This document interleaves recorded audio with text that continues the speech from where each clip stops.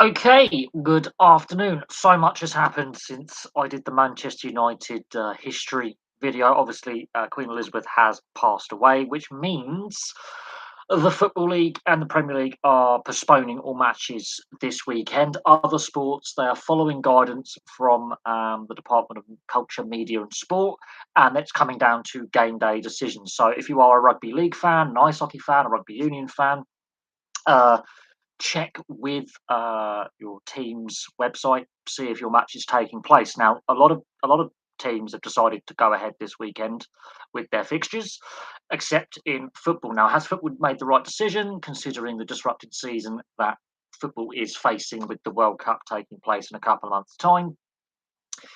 There's going to be no games next weekend as well, as far as I am aware, because of the funeral taking place next weekend. If things going according to plan with what the government have, you know, put in place.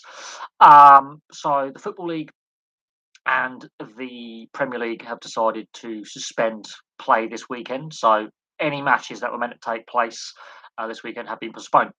What is the right decision? Well, I'm an ice hockey fan as well and a rugby league fan, and most of the matches are going ahead following advice from the Department of Culture, Media and Sport. So, football taking that decision is different to ice hockey, rugby league, and rugby union. Now, ice hockey in this country is in its pre-season.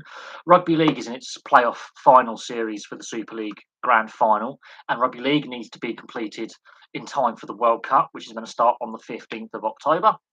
Rugby union is also in pre-season, early season matches, depending on the league and the division that you are in. So it's an interesting one. I believe all FA sanctioned competitions, including the non-league, will probably be postponed. When they're going to replay these fixtures or get these fixtures played is another thing entirely. Um, and we can then look at some of the big stories in football and in rugby league and in rugby union later on. But have the Football Association, the Football League, and the Premier League made the right decision? Time will tell. Because of the congested fixture list, I don't know when these games are going to get played. Yes, other sports like the Elite League Ice Hockey and the National League Ice Hockey have decided, because they're in the early stages of their season. The National League is in its pre-season. The Elite League, I believe, is in pre-season as well. There's some European Challenge Cup games as well. The Belfast Giants game will go ahead at the SSE Arena in Belfast. Um, there is no right or wrong answer to this. Obviously, this is the first time this has happened for many people in their lifetime. I don't think there's anyone alive in sports administration or in the footballing world, but maybe a handful of people who would remember her dad, King George. They were playing within 3 days. Um, the timing was not, obviously, is very unexpected, but have the footballing authorities going against the grain got it right? Have they got it right? That is very, very interesting. And other sports are taking guidance from government and have decided to go with a minute silence, no pre or post game, fanfare, or 2 minute silence. Um, so it's an interesting one. Obviously, Scotland and Northern Ireland have their own, different systems to consider as well, and different protocols. But I believe the same will be followed. Um, Northern Ireland's a tricky one with the politics side of things, but the fact that every other major sport in this country is going ahead and football is an interesting one. We will see if the footballing authorities are, proven right in their decision. But you have to remember they have a very complex fixture arrangement this year with the World Cup, and they have to get games played. And this is going to create scheduling nightmares, especially if the next 2 weekends, this weekend and next weekend, are going to be disrupted. I do agree we have spent too long without live sport, and it is a good community thing, and the royal family, especially the Queen, were very much about community.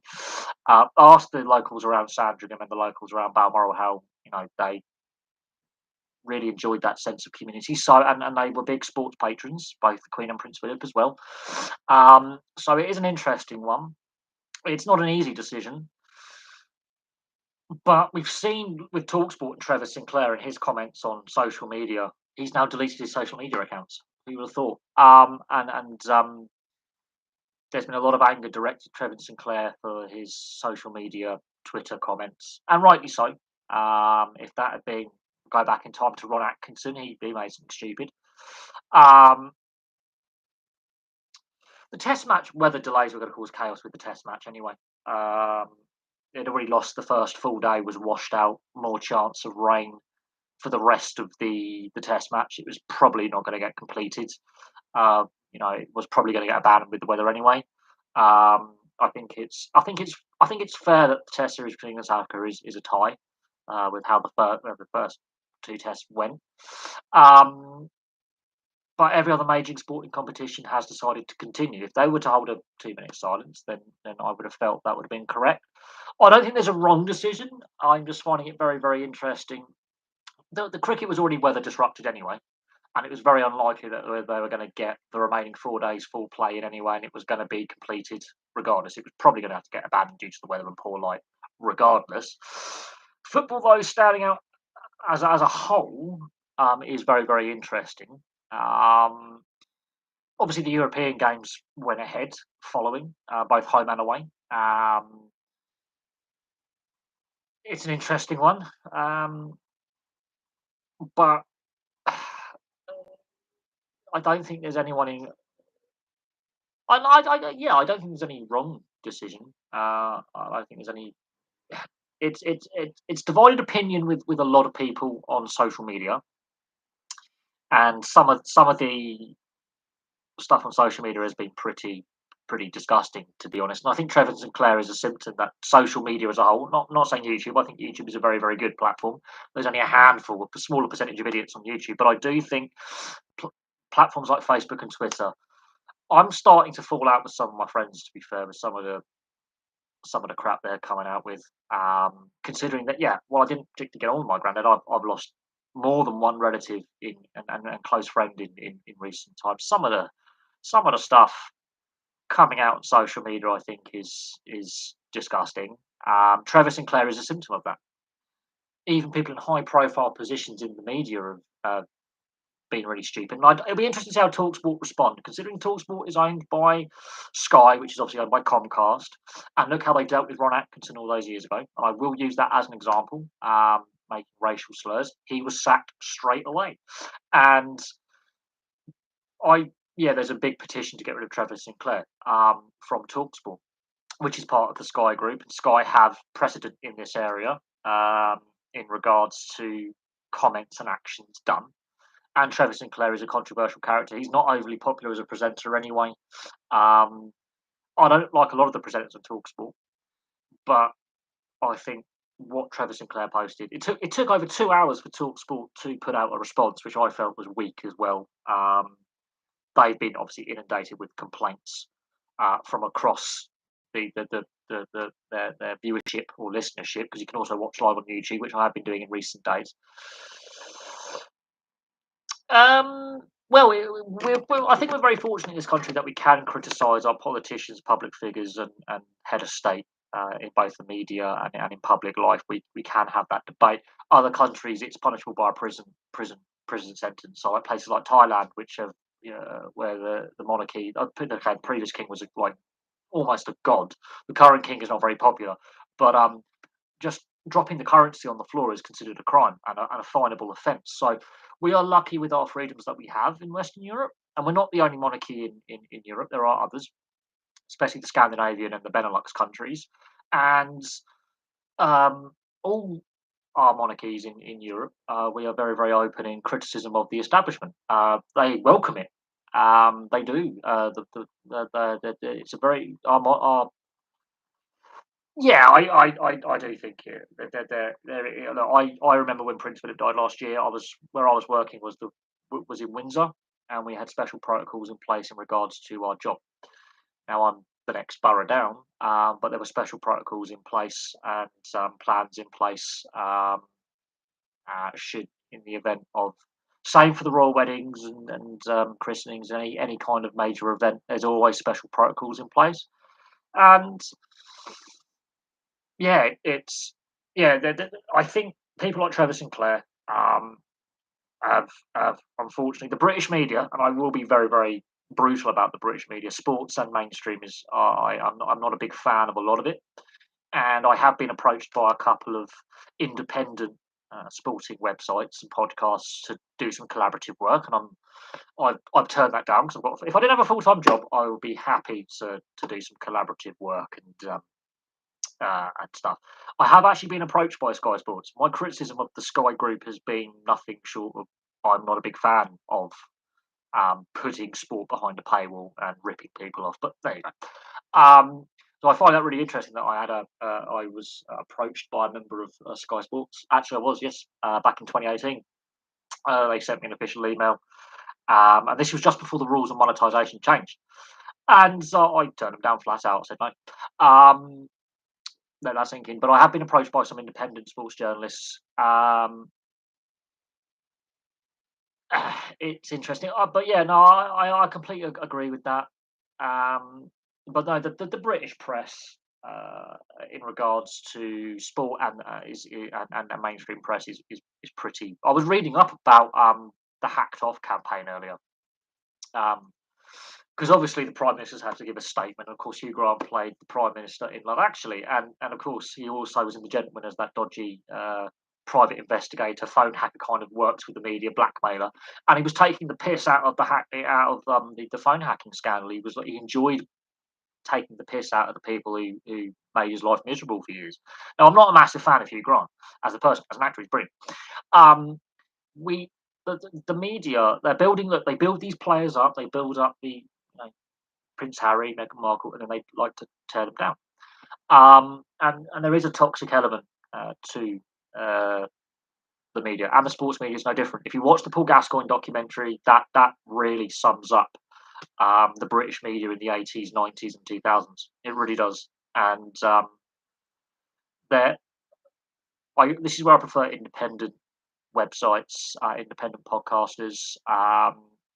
I've got a few who follow the channel and vice versa. I follow their content as well. And I find them more refreshing when they're discussing what we do now. If I end up making enough money, I could class myself as an independent sports journalist. That'd be kind of cool. Um, okay, we've got a cricket question now. Yes, why does one day internationals have a future?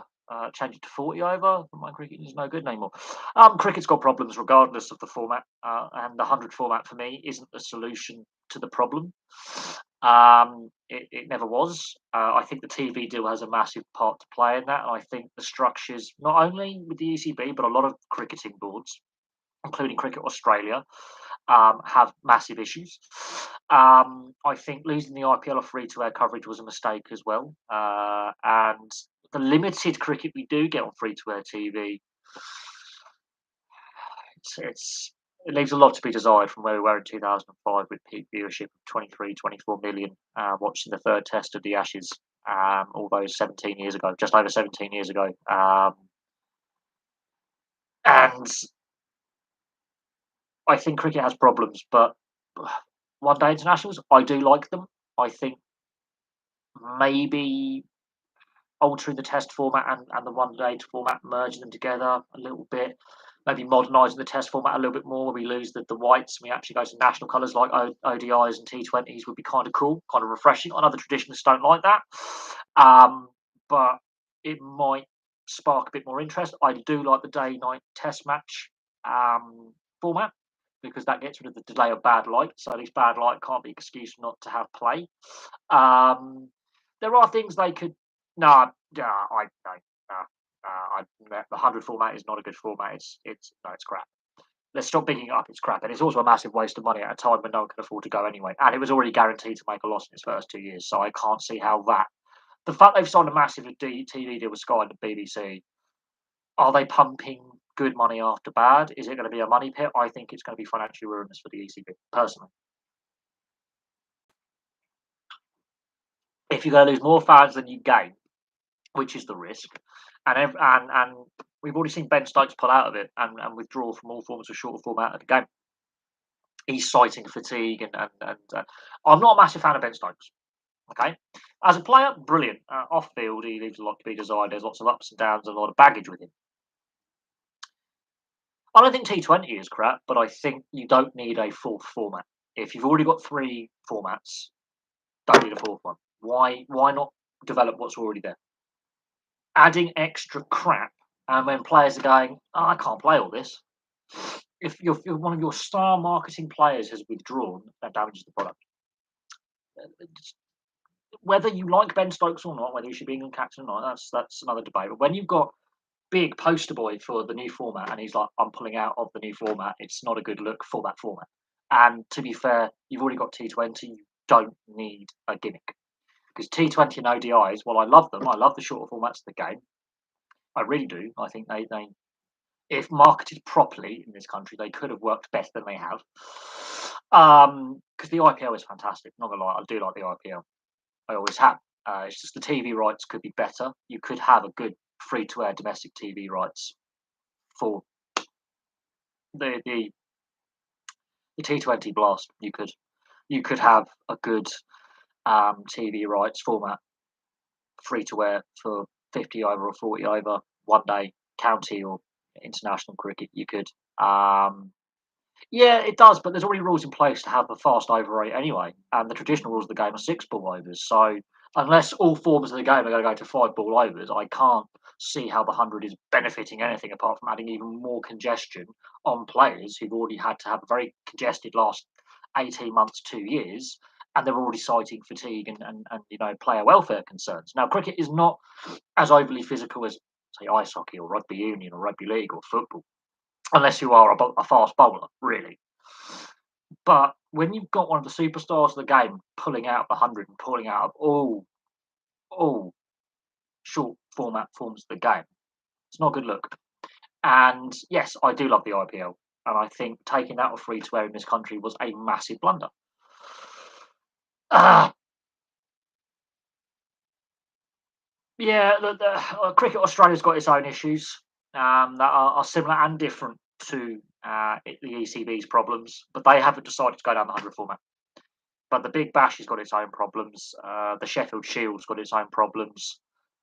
Could they go from a state territory Sheffield Shield to more of a city dynamic? Could that be better? Um, yeah, the way they marketed the 100, fast food company doing the sponsorship, they got in trouble over the advertising. The kits look absolutely garishly hideous, and they lose that connection with the county game.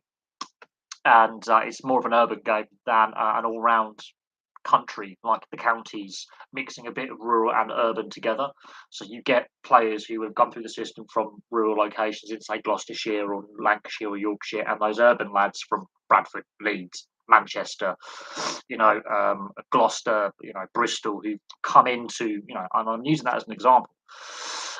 Because the county cricket system works with the rural cricket clubs and the urban cricket clubs at youth and grassroots level signify the good talent from the club teams.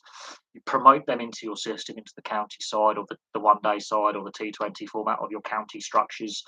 And there you go. But unfortunately, the county championship, much like cricket in general, has had less viewership on TV, made massive losses financially.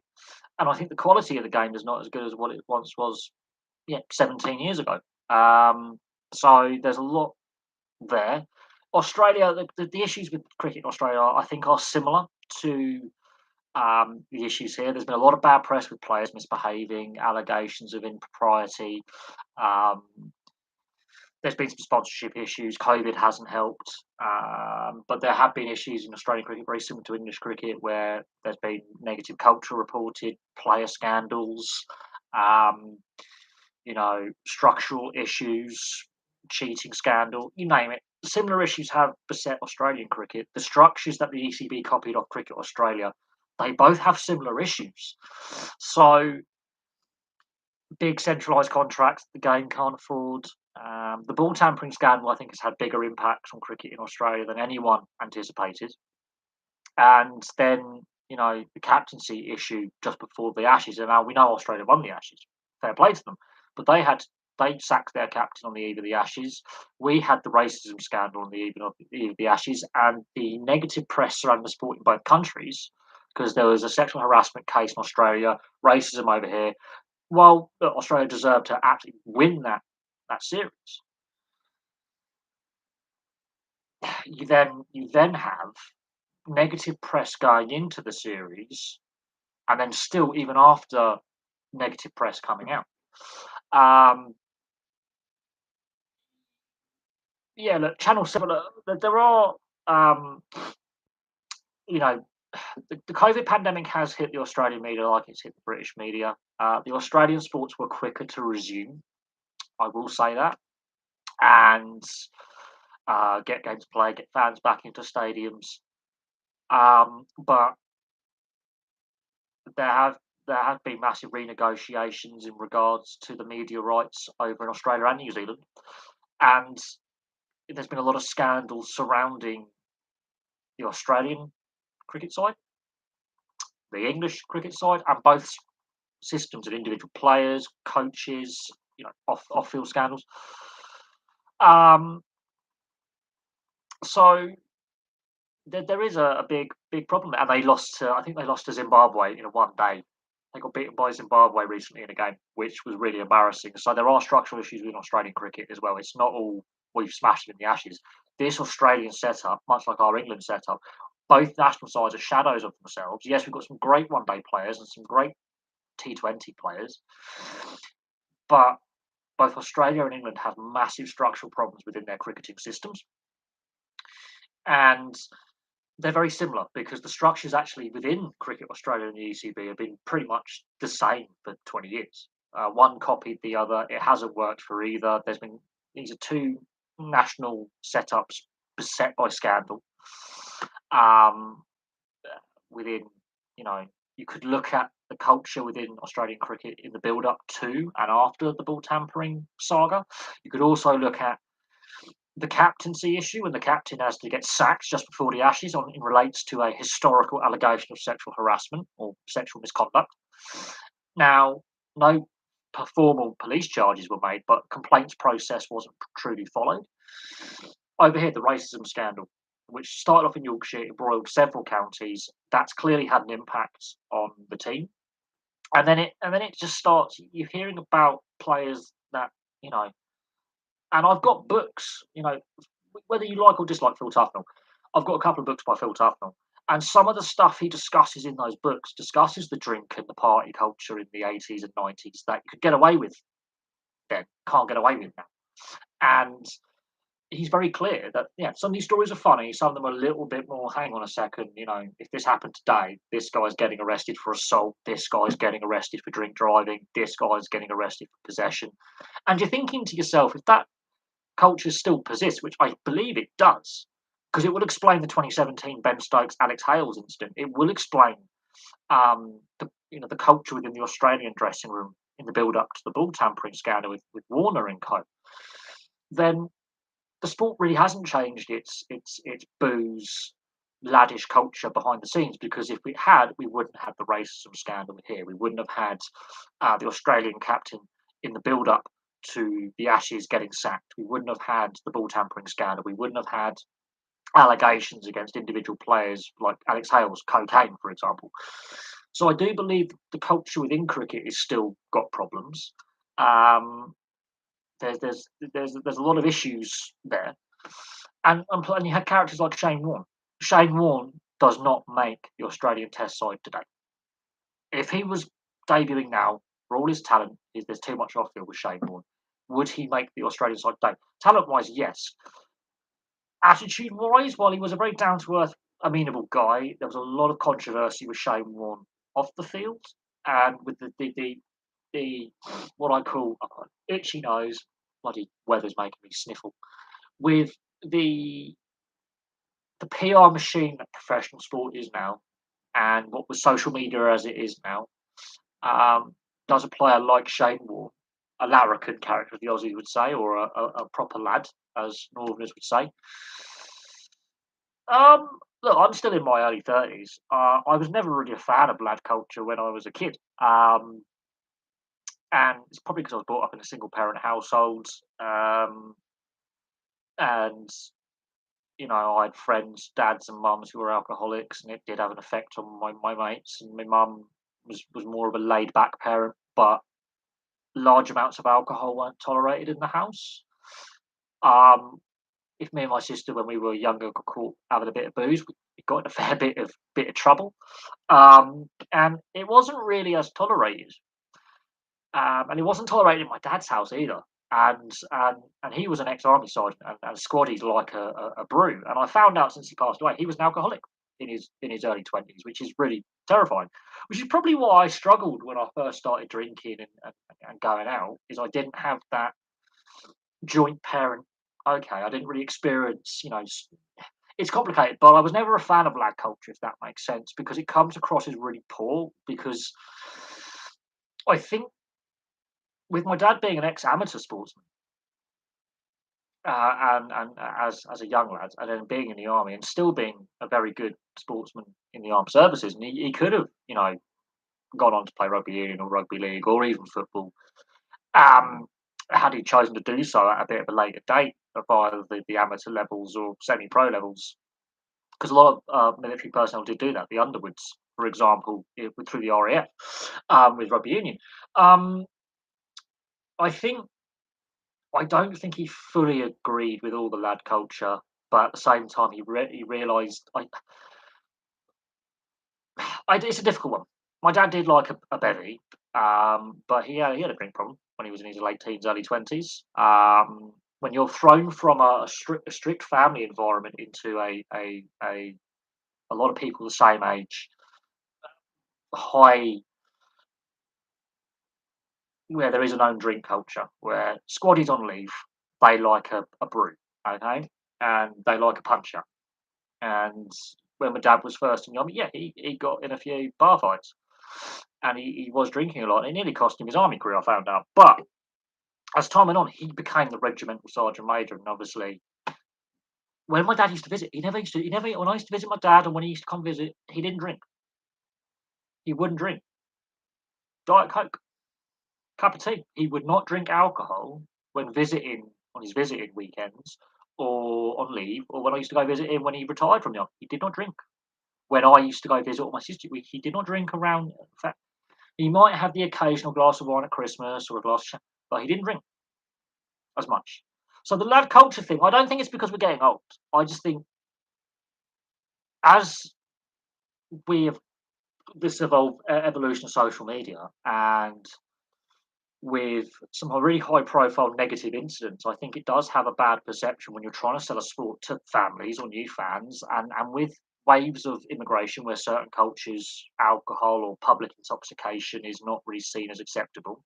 Especially if you go to like rural Mediterranean parts of like non-tourist trap parts of like Italy, Greece, Spain. Yes, they have their like little siesta. They might have a glass of wine with lunch, but you won't see people going around battered on a Friday night. It's not seen as socially as acceptable as it is on a Friday night, you know, down the Swan, for example, or the Dog and Duck. It's not. It's a cultural thing as well. And what I've seen as spending a lot of time in Europe is, yeah, it is acceptable to have a glass or a bottle of wine with dinner with a family group or a friendship group, but no one gets drunk. And alcohol is just as cheap on the continent as it is here, in the sense of pricing, if you for income. So, bottle of house wine in Italy is like €5 on a table wine, which is normally the best wine on the menu, by the way. But it's less noticeable. It's not as tolerated. And so with over the last 20, 30 years, with the internationalisation of sport, with more European players, let's say, coming over here to play in the various sports leagues and vice versa, you see that cultural change and integration.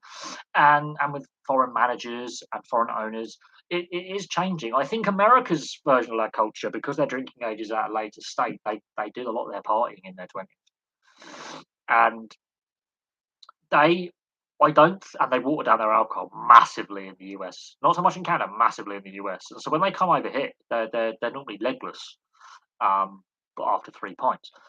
But no, the cultural side of it, us and the Irish, we have a long way to go to get rid of that laddish culture. I do think it's a negative. Oh look, there still is. There still is.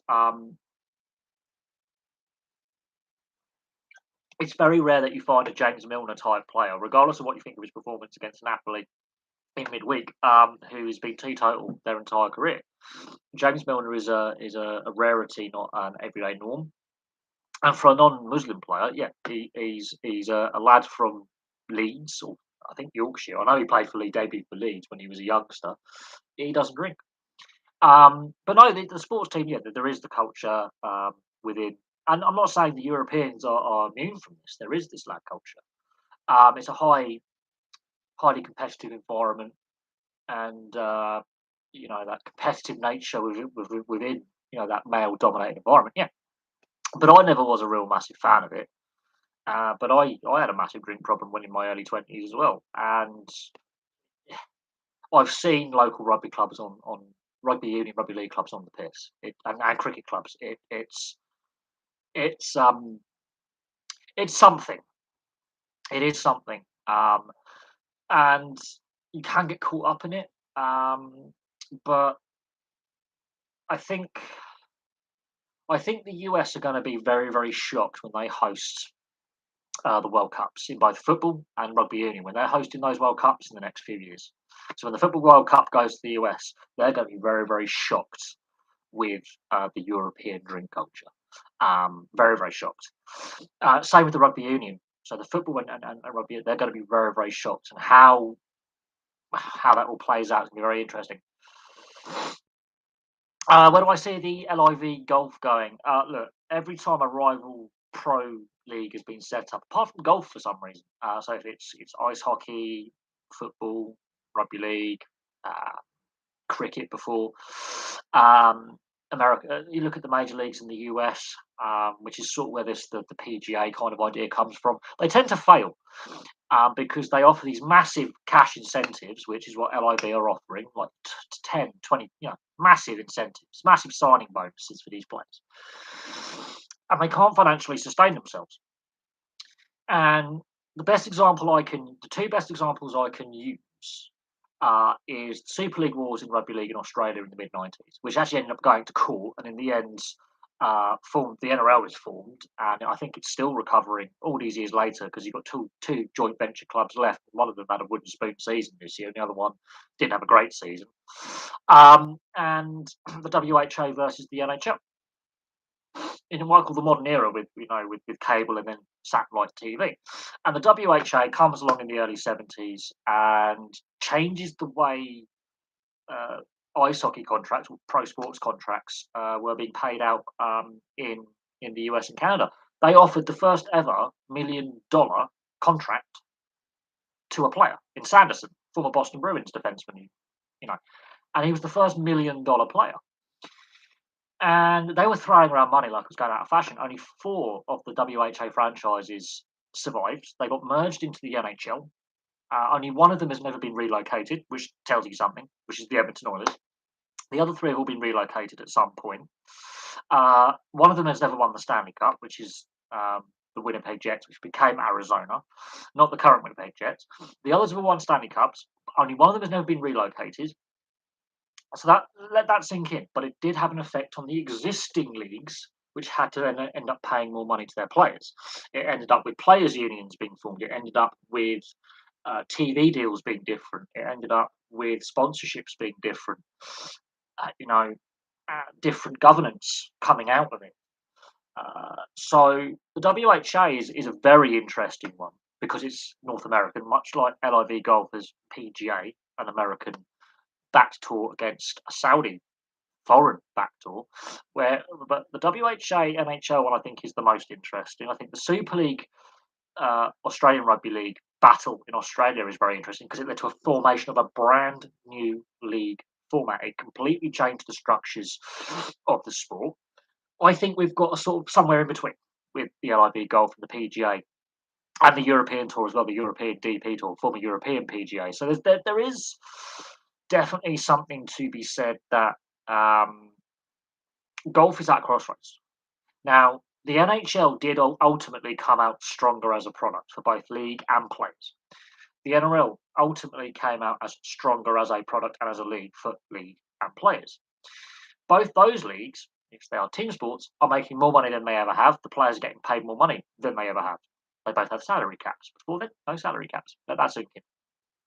The LIV golf is different because it's an individual sport. You as a golfer, apart from the Ryder Cup, you're an individual. So you play for yourself. That's the difference. Whereas these are team sports, we're looking at an individualistic sport. Now, in my opinion, I'm I've tuned off golf a lot in recent years, and again, the TV rights has something to do with it. The accessibility has something to do with it. It's not seen as a sport for young people, and when you have got people like a Rory McIlroy, very young champion player, great player, who could be a massive selling point to get more youngsters and people from various backgrounds involved in the sport. Bearing in mind he comes from the poorest part of the UK, which is Northern Ireland, a very divided community in Northern Ireland. You've got a poster boy there, Tiger Woods. You've got a poster boy. Now, Tiger Woods was the poster boy in the 90s. He did a very, very good job, and he was very well marketed by the PGA and Nike and himself. Obviously, his off-course issues, his private life has derailed that a little bit, and he's obviously had some health issues as well. But you've got two poster boys here. Now, one's at the end of his career. Injury and personal issues have really hampered the last decade. Rory McIlroy, golf had a massive selling point there, and there's been some other great young players as well that have come along, and some great cult figures within professional sport. Um, but I think they've squandered the Tiger Woods effect, and they have squandered the Rory McIlroy impact. They really have, because that was a gateway for loads of young kids, people from poorer backgrounds, people from minority backgrounds to get involved in the sport. They whack it all fully behind the paywall in the UK now. So in the UK, at least, it's definitely lost an appeal. And Rory McIlroy, being a British golfer, well done. And we've had some great British and Irish golfers over the last 20, 30 years. They've squandered the impact of some of these high-profile players. And Greg Norman, he really was a cult hero in the 90s and the 80s and the 90s. And I was a big fan of Greg Norman as a kid, the Great White. But Greg Norman's got his own personal battle with the PGA. And I think this is Greg Norman's way of getting back at the PGA for the disagreements he's had with that organisation over many, many, many years. Many years. And, he was a very marketable product in the 90s. You know what the Americans are like when it comes to public relations, marketing, advertising.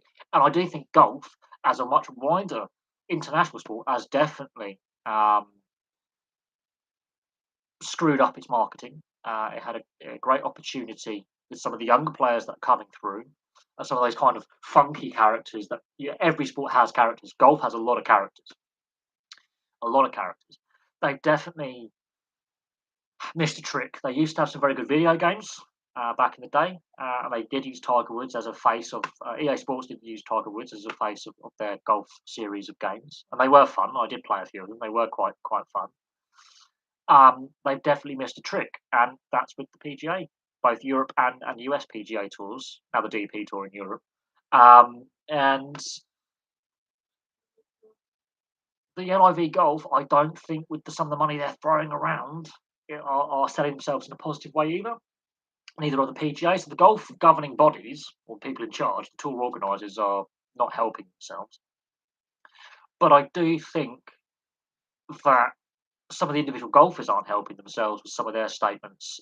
Ian Poulter, look, he is famous not only for being a very good golfer, but some of his extravagant golfing attire, which is actually within the rules. So he always wears funky golfing attire, bit of a character. He hasn't helped himself. He was put on the button by some press reporters, and he was floundering with why he's chosen to go with the LIV. Lee Westwood, not a fan of Lee Westwood, but again, at the time he was breaking through, just after Tiger Woods, again another great marketable golfer, Sergio Garcia. We've got some big name players, and golf has screwed up their marketing massively, massively. They've screwed up their TV rights over the last decade or so, massively, and that is with domestic broadcasters in this country as well. You rarely see golf advertised on TV now, or players, sponsored by, let's say, Seiko watches or a car company. 15 years ago, you would see like Nick Faldo's, your Rory McIlroy's, your Tiger Woods, some of these big name golfers, including British golfers in the UK, and then obviously you don't see it anymore. So they've missed a trick. I'm going to go on for ages here. I'd rather not. But no, golf is definitely the tour organisers, and this I include LIV Golf. Have definitely got it wrong. Their strategy's wrong, and there's been a lot more pushback against the Middle Eastern sheikhs, the Middle Eastern nations, in the last few years, all of them, and I think it stems from the Qatari World Cup bid, and then ultimately getting it, and some of the what is called a sports washing, and it's a divisive part of the world. Now, yes, countries can always choose their economic diversification, and we can discuss that on the other channel, but there's been a lot of instability in the Middle East, and a lot of dodgy money gets laundered through the Middle East, and then you have some of the money getting thrown around to discuss. Yes, Tiger Woods did have an affair with Meghan Markle, lucky escape, or infamous escape. Three big individual sports: golf, boxing, tennis, MMAs. Well, martial arts. We'll put martial arts. We'll class boxing as a martial art because it is classed as a martial art. So golf, martial arts, and tennis. Snooker's up there as well. Snooker and pool, the billiard sports. I think MMA's got an image problem as well. Boxing's got a problem. I think the one out of that comes out best, but still has an image problem as a stereotype, is tennis. There's still a slight stereotype. It's for the upper middle classes, middle to upper classes. So there's definitely a financial aspect of tennis that I'm not overly keen on. They could do more to break into poorer neighbourhoods, poorer communities, more diverse communities. Absolutely. MMA's got a massive image problem. It's just if you were to do that on a Friday night, you're getting nicked into spending quite a few days in the cells, if not getting charged with very serious offences. And when you got like the Conor McGregors, they don't help the sports image. With some of, posting sexual content on your Instagram. Conor McGregor how he's avoided any kind of prison sentence is beyond me, both here and in Ireland and in the US for some of his antics. Because if you or I were to do what he's done, we're serving a bit of bird.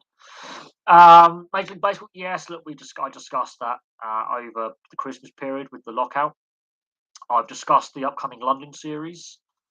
And Major League Baseball is definitely under threat from the MLS as its major rival in the summer months. So this time of year, the MLS is obviously the other major sports that are taking place. Major League Rugby, I think, is eating into that a little bit.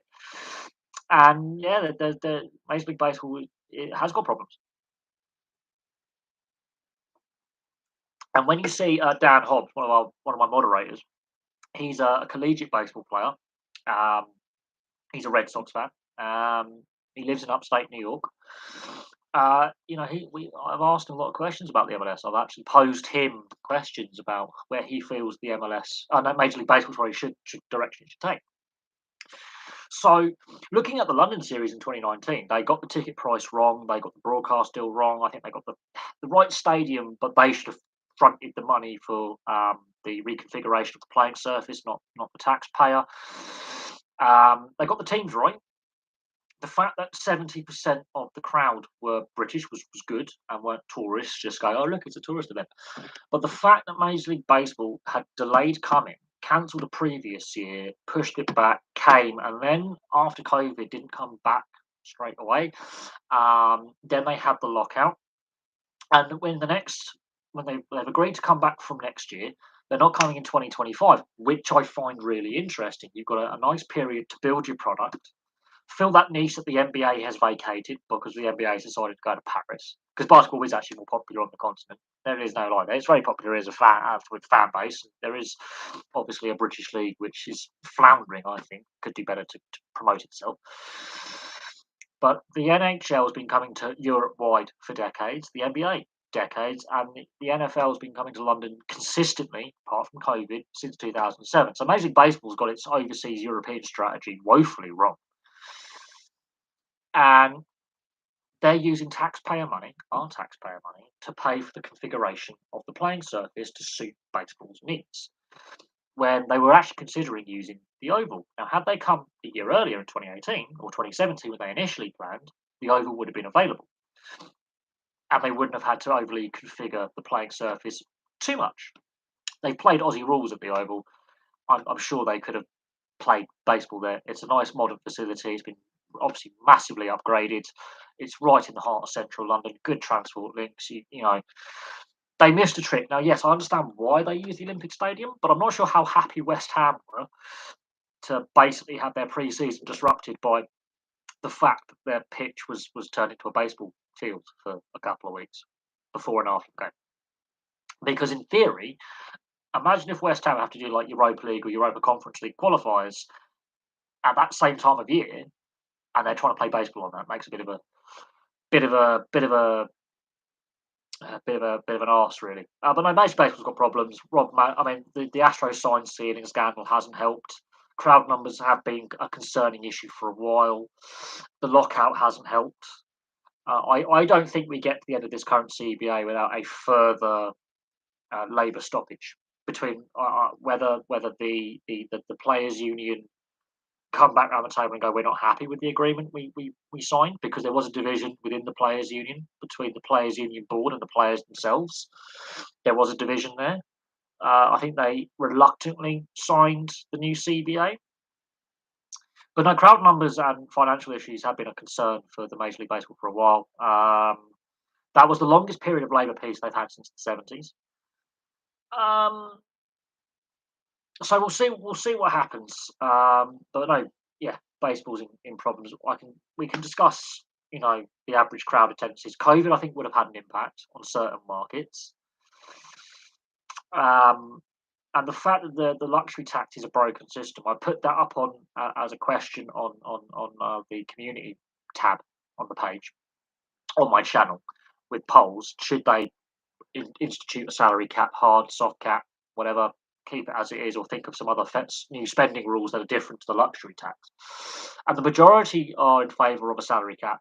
And out of that, 2/3 who voted for a salary cap want a soft cap introduced into the Major League Baseball. Because at the moment the system doesn't work, it's an imbalanced system.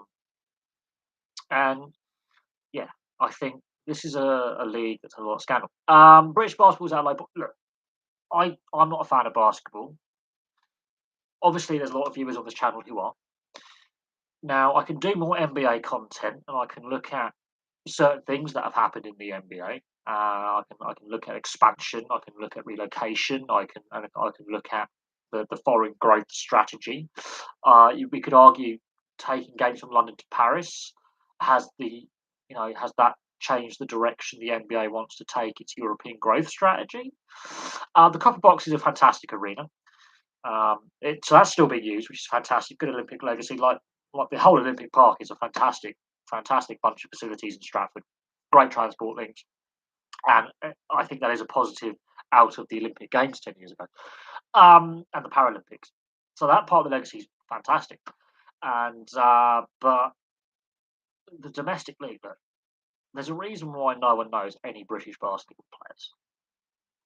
Just a general layman's public, you know. Just if you ask someone in the street, do you know any British basketball players? And they'll be like, who?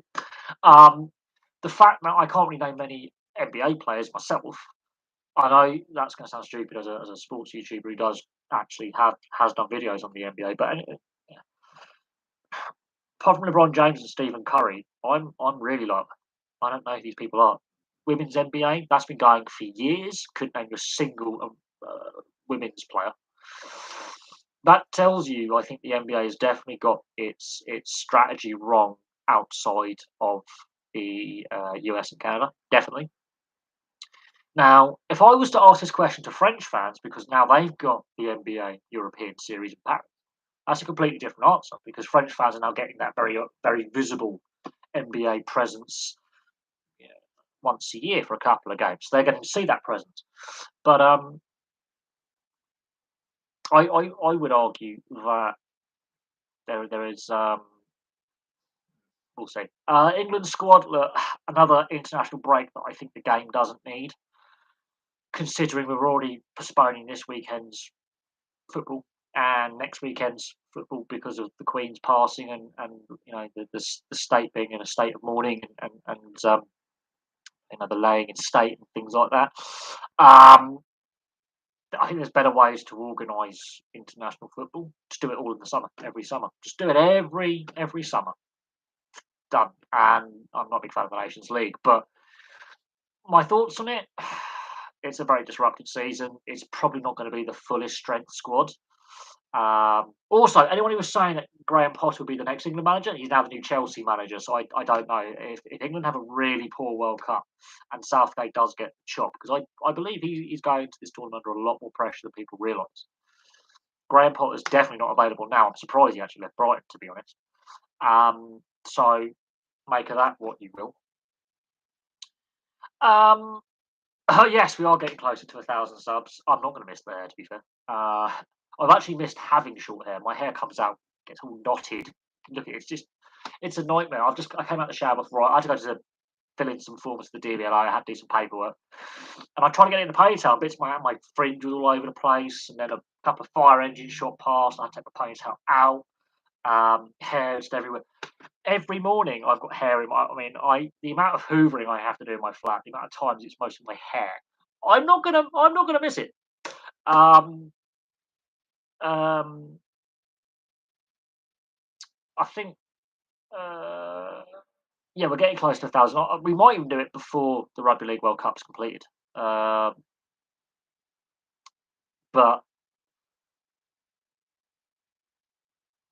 not really. Not really. I think it. I hope I hit 1,000 subscribers before the really cold weather starts, so I can get a bit acclimatized to having nothing on the top of my head. But it last 2 years ago, when my hair was actually about this length, it took 45 minutes at the barber shop to shave it all off because it kept getting tangled up, and he had to use 2 sets of clippers because it clogged up the first set. So this is probably not going to be a quick shave. We are going to have it complete skinhead, like we did last time, and repeat, rinse, cycle. So, but I probably won't grow it long again for quite some time. I might, or I might. It depends. I want to see how long I can get it.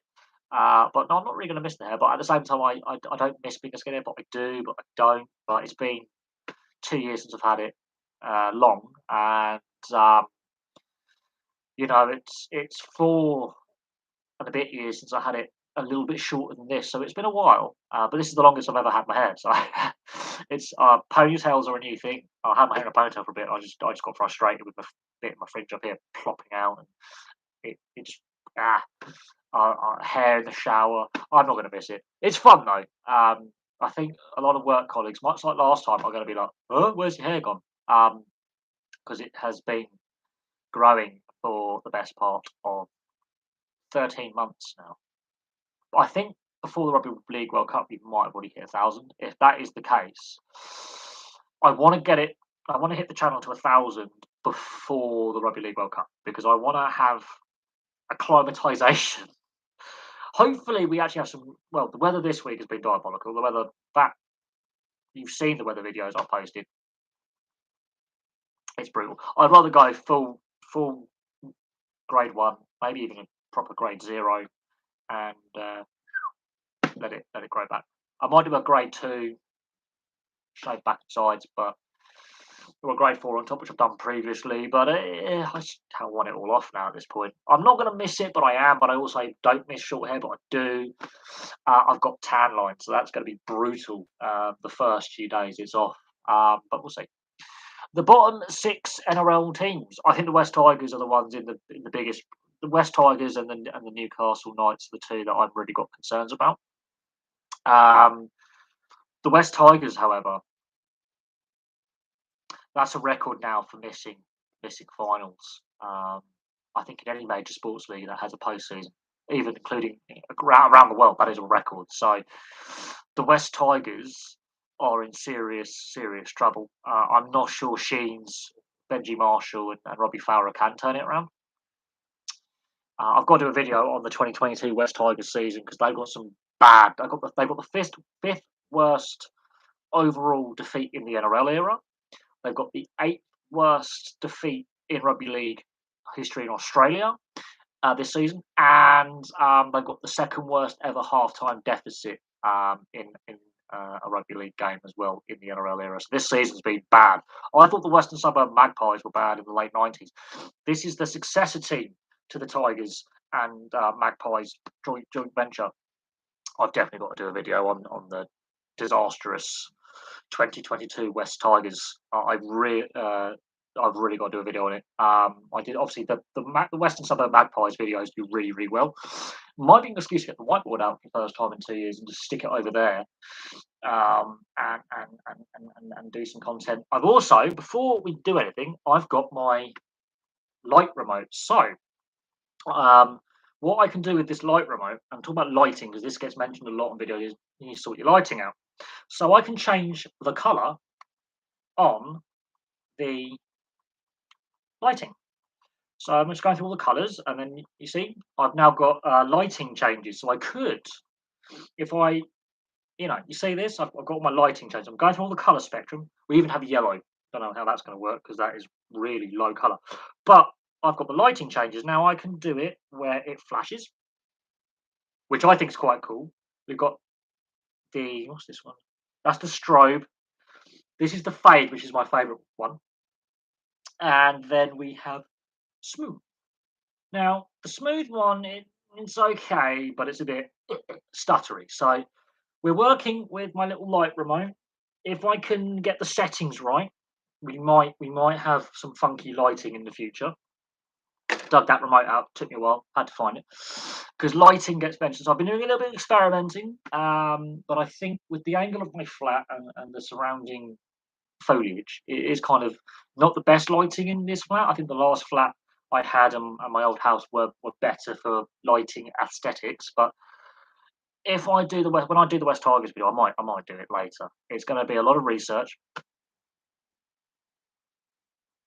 I don't want to do a clickbaity one. That's not my style. I don't like it. I really don't, because it devalues what we do on the channel, because then you're just drawing people in for no purpose, and then they go, "Oh, well, this is not what you normally do." And I could have done videos yesterday in regards to, I got asked do some content on the Queen Pass. I thought, well, that's cheap. That is really, really, cheap, and that's what I dislike about the mainstream media, and what I dislike about a lot of things on social media. That's just cheap. That's not my style. That's basically false advertising. I don't like clickbait. I mean, there's a lot of clickbaity like YouTubers with their titles. Don't like it. I'd rather do it more naturally by doing it how we do it. And I know that the club history, some of them have been really, really popular. Like Millwall was surprisingly popular. Stoke City was another one. Port Vale, Grimsby, they were really, really popular ones. And some of the bigger clubs are less popular on the club history. So I'm really stunned by that. So that's why I like doing some of the clubs that have got less success, lesser known, because they're quite good. But overall, the viewership on the history videos doesn't really get a lot of views. But I think the West Tigers NRL one might.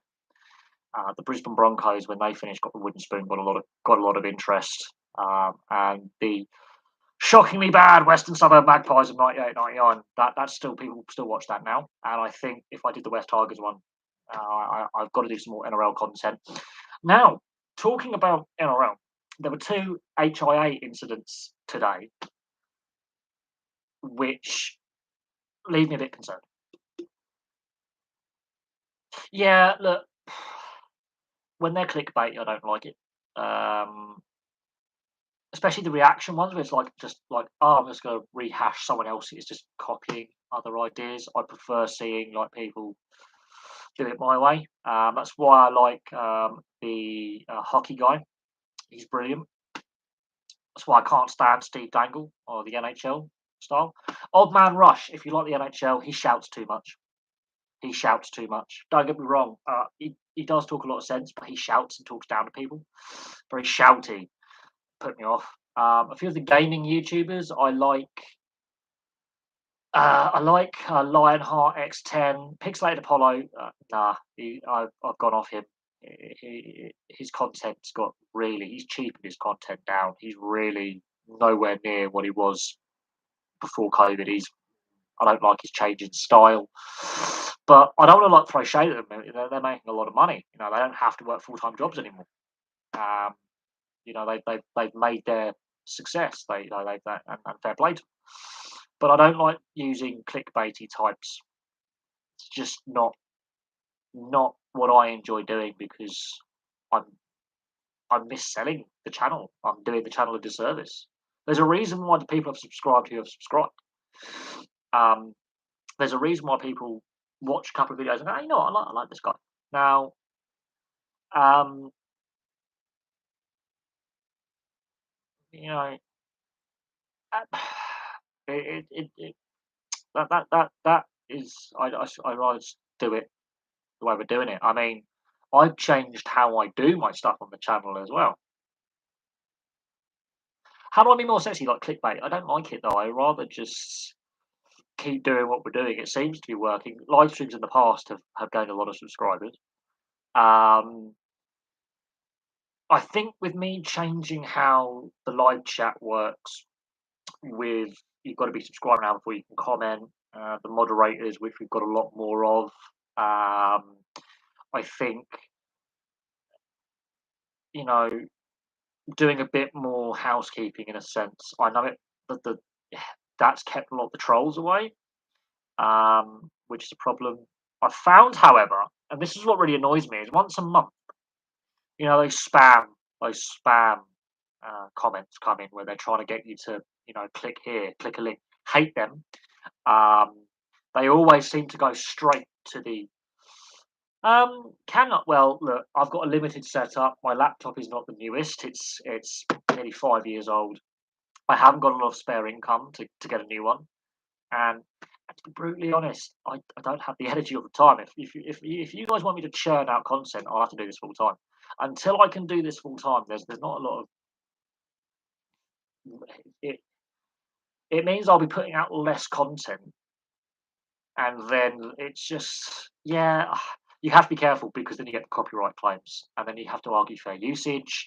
And if you're in the process of trying to get monetized at that early stage before you really break through, you'll get a lot of flags coming up, and YouTube now have got so anal in regards to fair use policy, copyright infringement, DMCA.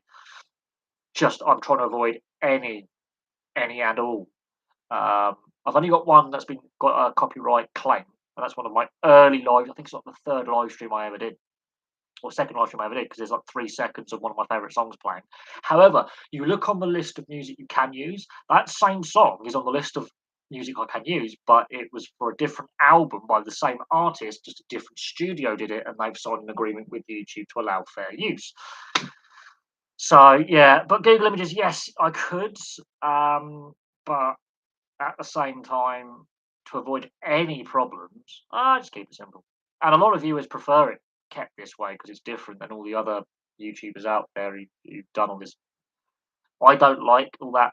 I like simple videos, one take, done, upload, done, do title, do description, put it in playlist, share on Facebook and Twitter, done. It's easier for me. It means I can actually get more content done in a day. I am computer savvy, but at the same time, I'm also a bit lazy. Bearing in mind, I do have a full time job. I'm up from like 3:30, 4 o'clock in the morning until if I'm doing a lot of YouTube content, 11, 12 at night. I'm functioning on like 3, 4 hours sleep a night. So at some point, yes, the setup will improve. If this does go full time, start earning money enough to be pay my bills, pay my rent, leave me with money in the pocket, then we can debate whether okay we upgrade things because I would love to do this full time. It means I can devote everything to this, get into a good schedule. It may mean that I have to rearrange the flat yet again, which is not necessarily a bad thing. Most of the stuff you see is being cleared out over the next few months, sold, donated to charity, given away, etc. The motorcycle's going, by the way. Yeah, but then for a tax return, I would have to set up a company, and then I have to pay you a wage. And the tax man, I'm already having a battle with the tax man. Um, I think firstly, you would have to get down to Berkshire. Secondly, I've had so many offers of collaboration and people offering, and it may start out as a good idea, and then people want money. and then agreements. So at the moment, try and keep it simple. I do this as a hobby. I get no monetary gain out of this.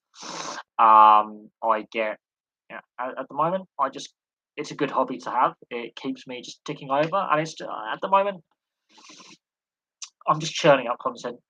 Well, this is my week off work, and I've had paperwork to do, and I should have done it at the weekend, and I did it a few days late, and it's cost me a fortune a day to get all this legal paperwork sent off. Otherwise, I face a bigger fine than the fine I just paid. Yeah, don't play with the DVLA. They screw you. It's like the IRS in America. Don't try and screw the DVLA because they will fine you and then send bailiffs. Pain in the arse. It really is. And make sure you do all your paperwork. Uh, yeah, the Moses one. Well, there was the Penasini one in the first half. I don't think he should have returned to play. May was rightly given. Tyler May was rightly given a sin bin for that. Although we have seen straight send offs for that. The Moses one should have been the same. I think that was more severe. Obviously, it was more severe. And rightly deserved a sin bin minimum. He just gets put in report, which I don't like. So there's inconsistency in game with two incidents. Both players are knocked clean. I don't think Penasini plays next week, even though he returned to play. I don't think he should have returned. And Mitch Moses, that's his finals done. He was out. He may not even be fit to travel to the World Cup.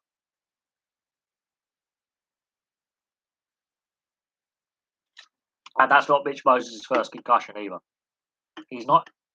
So, in regards to the NRL, so this is me going back to the NRL now. So, the Penasini one, I felt he should not have returned. Looking at it, that's come on, you got more than 10 minutes, bad.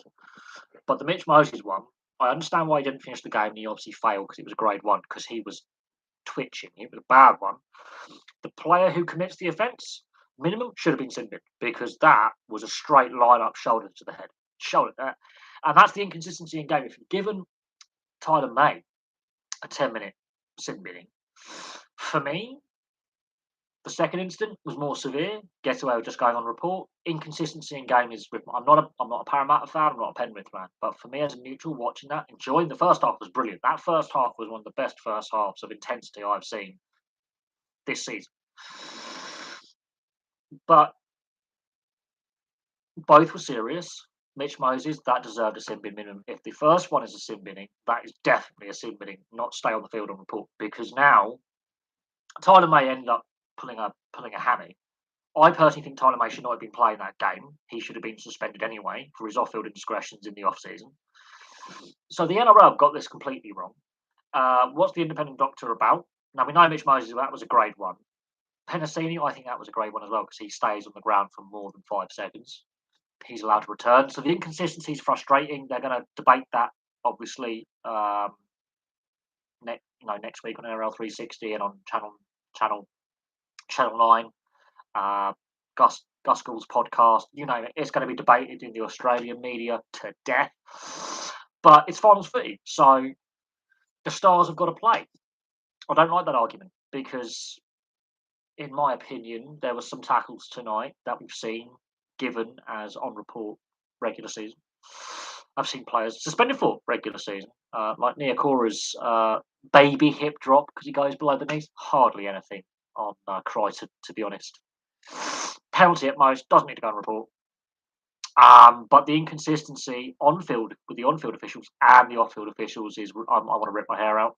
Speed process of shaving it all off. And we've seen this all season. We've seen it at various points.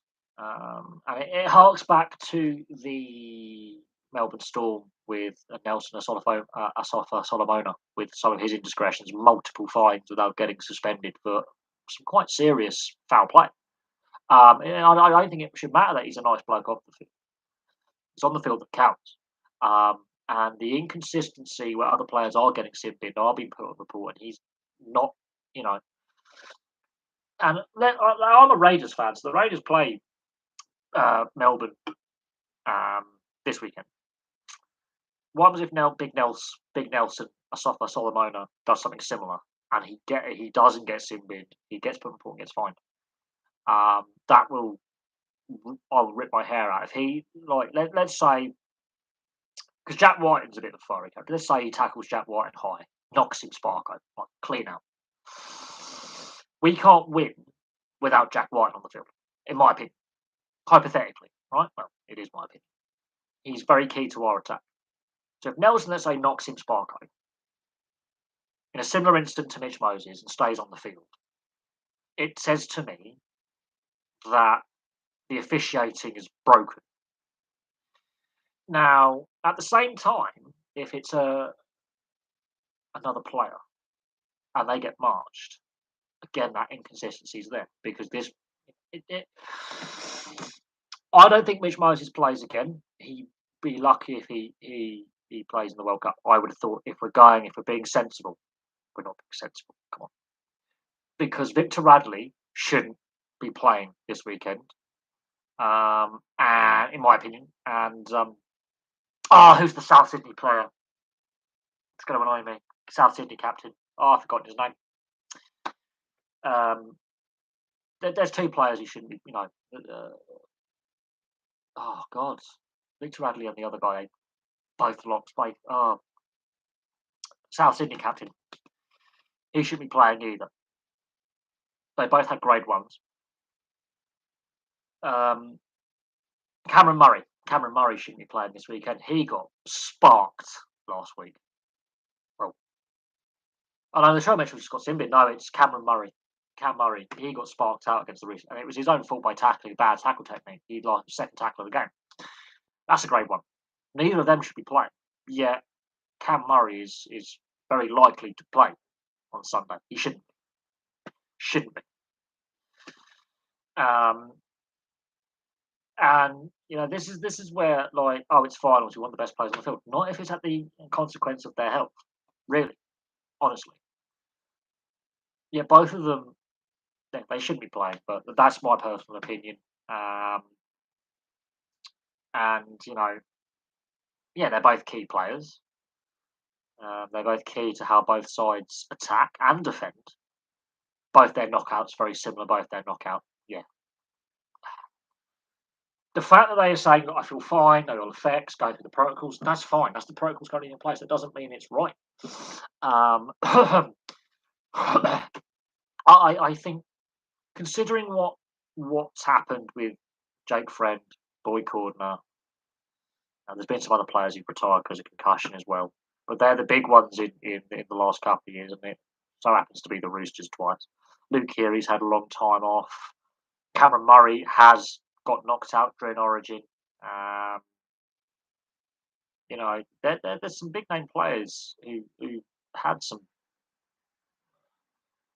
brutal head knocks. Shouldn't be playing, in my opinion. And we've seen players take lengthy spells on the sidelines. Luke Keary being, people are surprised he's still playing, but he had other injuries as well. That I think kept him, let him heal up. But Jake Friend and Boy Cordner, they were battered by the end, and they still had a lot left in the tank physically. There's a lot of. The more we understand about concussion now, in my opinion, they shouldn't be playing. Now they could probably definitely be fit for the World Cup. There's enough time for them to at least have that mandatory stand down and recover. But they shouldn't be playing this week. Neither of them, Cameron Murray and Victor Radley, shouldn't be playing this weekend. But they are. Well, Cameron Murray still will wait and see, but they're going to be. Mitch Moses, I think he's done. I think even if Parramatta win the next three and win the grand final, because they like winning three in a row, they can't win four. So hypothetically, they're going to win the next three in a row now. He won't be playing in the grand final should Parramatta make it that far. That to me was the game changer. That's a nasty knockout. And if he does play next weekend, I'll be stunned. Penasini, I'm surprised he was allowed back on the field, which says to me that the HIA protocols are flawed. The fact it took as long as it did to get Penasini off as well, when it was clear and obvious he was not. I think Stephen Crichton was also flattened and I think should have come off as well. There's a period where Stephen Crichton's lying down for a significant period of time during play. That says to me that the independent doctor, is it fully working? and then the referee I think had a shocker in regards to how he dealt with those couple of incidents. Um, yeah, Penrith deserved to win because they were the better side. I'm not disputing that. But our first half was brilliant. But we'll see what happens there. But yeah, two big name clubs are not going to make it till next week. Um, one of the two Sydney clubs, big Sydney clubs, is not going to make it through, and either Melbourne or Canberra, two of the other big clubs, are not going to make it through. So we'll see what happens. But that there were some incidents in that game and in recent weeks that I'm concerned about the NRL saying we want the stars on the field. But if you want the stars on the field, look after them when they are injured, when they clearly should not be playing, because too many careers cut short. The Newcastle Knights situation is very, very interesting because I we don't know what obviously happened in that nightclub with Kurt Mann and Caelan Ponga. They're part of that leadership group. Um, this is still going back to the lad culture we discussed earlier, and you know, that boy, you know, that kind of booze culture, and it's not just a British problem; it's an Australian. Australians have been voted the most alcoholic nation on earth. And listening to a lot of the interviews and a lot of the podcasts when they talk about times in the 80s and the 90s, there are things they used to do in the 80s and 90s that you just can't get away with today. Um, and I think the North Americans buying into a lot of the European sports, especially British sport and Australian and Kiwi sport, yeah, they've already got that booze culture and that locker room culture. And I didn't enjoy it when I was playing amateur level rugby. I didn't. Wasn't really my cup of tea. I've seen what sports teams do when they drink. They tend to smash up nightclubs. They tend to smash up, especially end of season, what they call Mad Mondays, the end of season drinks, the end of season award ceremonies when they go out on the drink. They tend to smash up bars and establishments, restaurants. It's it's something that pro sport and then you got to hear the oh god, late allergies in the season. Late hay fever because all the rain we've had has actually caused a lot of the plants to start growing again. Yeah, no, there's been a lot of stories, not just here in Europe or in Australia, but also in North America of some of the drinking antics and some of the stories that have come out when you know ex players are interviewed about some of the things they got up to. Um, on away trips or post-season celebrations or off-season get-togethers. Some of the tales of carnage, destruction, and chaos. Just imagine if social media was around in the 70s, 80s, and 90s, and early 2000s. I mean, it would have the internet would have crashed, no doubt. And and a lot of it, and a lot of journalists, you know, knew what was going on, and they were drinking with them. I mean, you listen to some of the stories and the rumours that have been circulating for a long time. And I look, my two favourite leagues and my two favourite sports are ice hockey and rugby league, the NRL and the NHL. You listen to some of the tales that have been told by ex players who were playing in the 70s, 80s, 90s, and 2000s. Um, yeah, they leave. They some of it they don't. They were even now. They were like, I can't repeat what we did. Um, I would get a lot. You know, and it is generally, and we think of like like bands like Guns N' Roses getting up to stuff and Iron Maiden. Well, Iron Maiden actually were pretty well behaved, but bands like Guns N' Roses and uh, Nikki Six from oh my god, I forgot the band's name. Oh, Motley Crue. Bands like Motley Crue and some of the heavy metal bands and Ozzy Osbourne. We hear all these, characters. What Charlie Sheen got up to during his breakdown. We hear of some of these Hollywood celebrities and musicians trashing nightclubs and trashing hotel rooms, and the sports teams were doing it too. And I think they still do get up to no good on some of their, you know. Pre-season tours. Look what happened to Leicester City in 2015 in their pre-season tour of Thailand. It led to a manager getting sacked, players getting sacked, and it was a really bad look for the football club. Look at the dentist chair in Hong Kong with Paul Gascoigne. The and this is in living memory for me anyway. Tommy Raudonikis. Tommy Raudonikis. The stories about him. I mean, Army passed away obviously last year, and it was very, very sad because Tommy Raudonikis was rugby league, the essence of what it was in the 70s and 80s. He's your stereotypical working class immigrant player in Western Sydney, immigrant background, humble background, gnarly, working class lad who wouldn't back down from anything. And that's what the culture was like when he was playing, and even when he was coaching. Some of the stories about Tommy Raudonikis are hilarious, and some of them are like, Jesus Christ, how did the guy live so long? Like, he made it to his 70s. He had heart problems and cancer. The guy wouldn't. It was like basically by the end, yeah, he was a very frail, very ill man. But it terrifies you that imagine if he'd stayed sober and didn't smoke his entire life, he would have made it to 90. He would still be alive now. I mean, just some of the stuff, like the boxing match, where not only was he a professional rugby league player, he was also a boxing promoter. And he almost set fire to a fucking plane midair. I'm not even joking. You listen to some of the story about Tommy Raudonikis, they don't leave much to the imagination. Some of the drinking tales of Tommy Raudonikis, you could not do that now. Like, just real character. And I do think sport has lost a little bit without your Tommy Raudonikis. But at the same time, you look at the amount of players, athletes especially, from the 70s, 80s, and 90s, who've admitted they were struggling with alcoholism or a drug problem or a gambling problem. And a lot of the ex-players are from that era. Peter Shilton is one of them. You've obviously got Paul Merson, and he regularly gets slaughtered and thrown over the coals on social media, but he's been very open and honest about his struggles with addiction. Obviously, Paul Gascoigne, Diego Maradona is another famous one. Obviously, he's now since passed away, which is unfortunate. But you listen to some of the stories that come out of players who played in the Tommy Raudonikis era of sport. Yeah.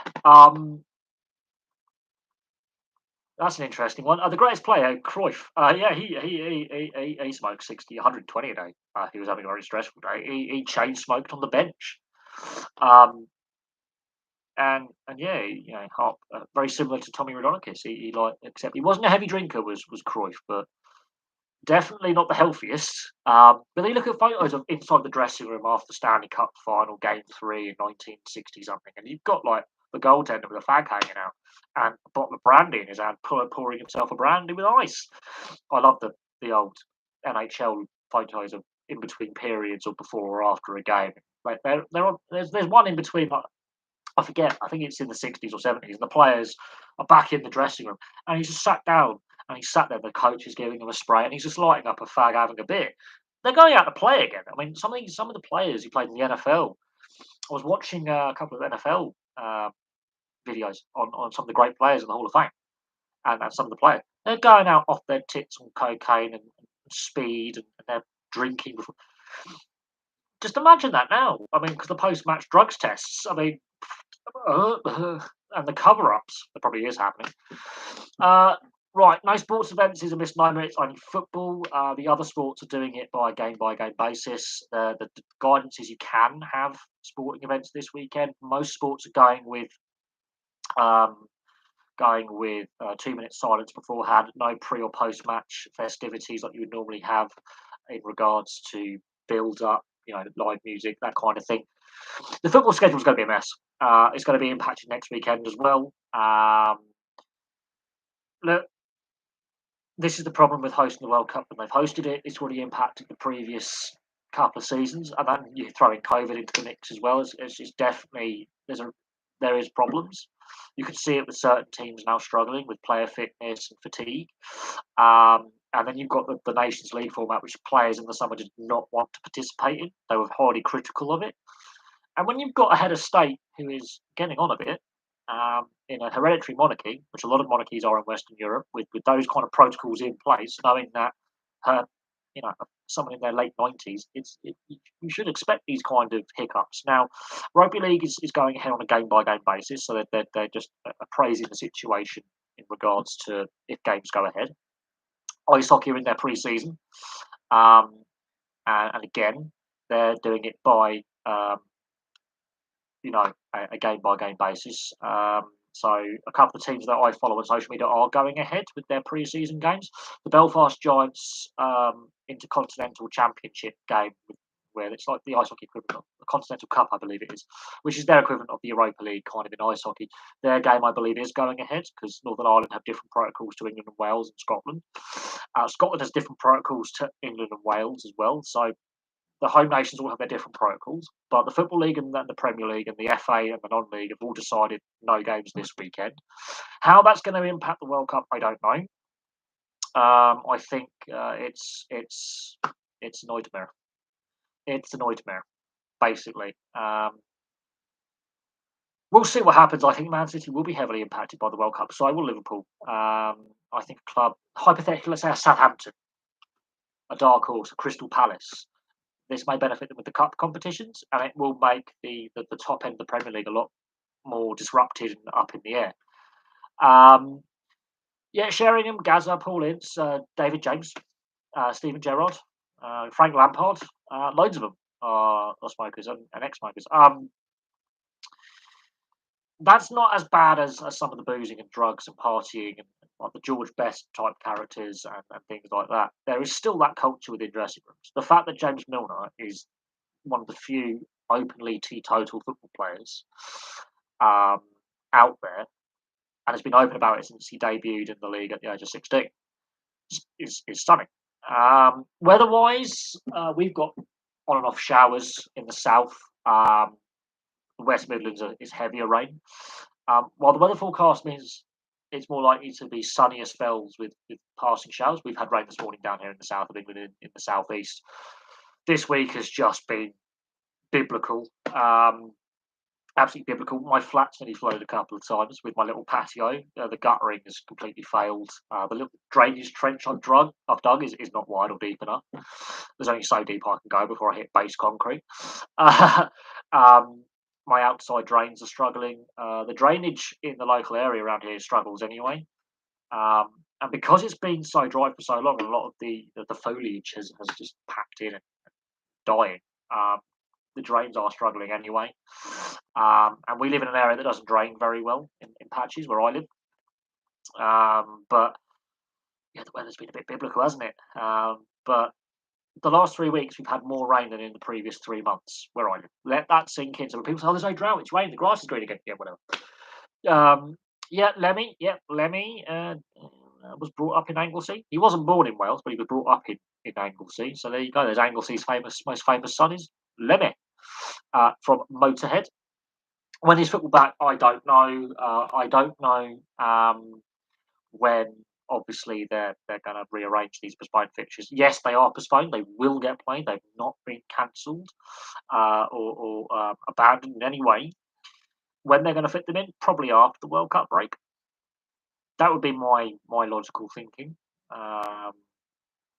But again, I think the international break is one of those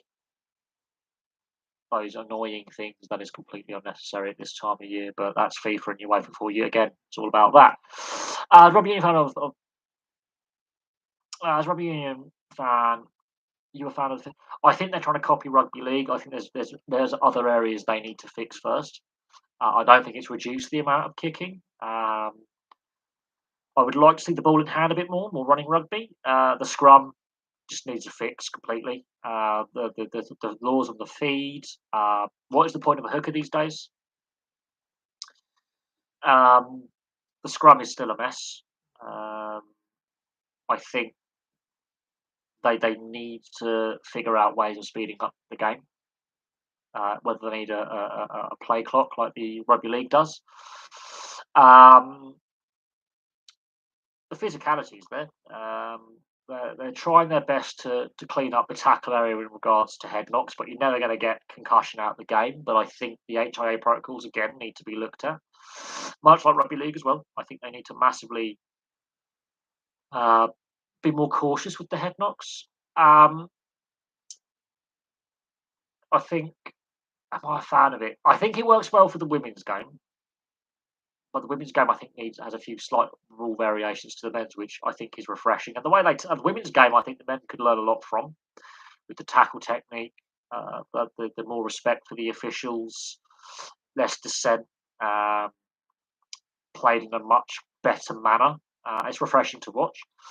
They get the ruck and maul technique better. The scrummaging, I think, is what scrummaging should be. They need to sort the scrum out. They really do.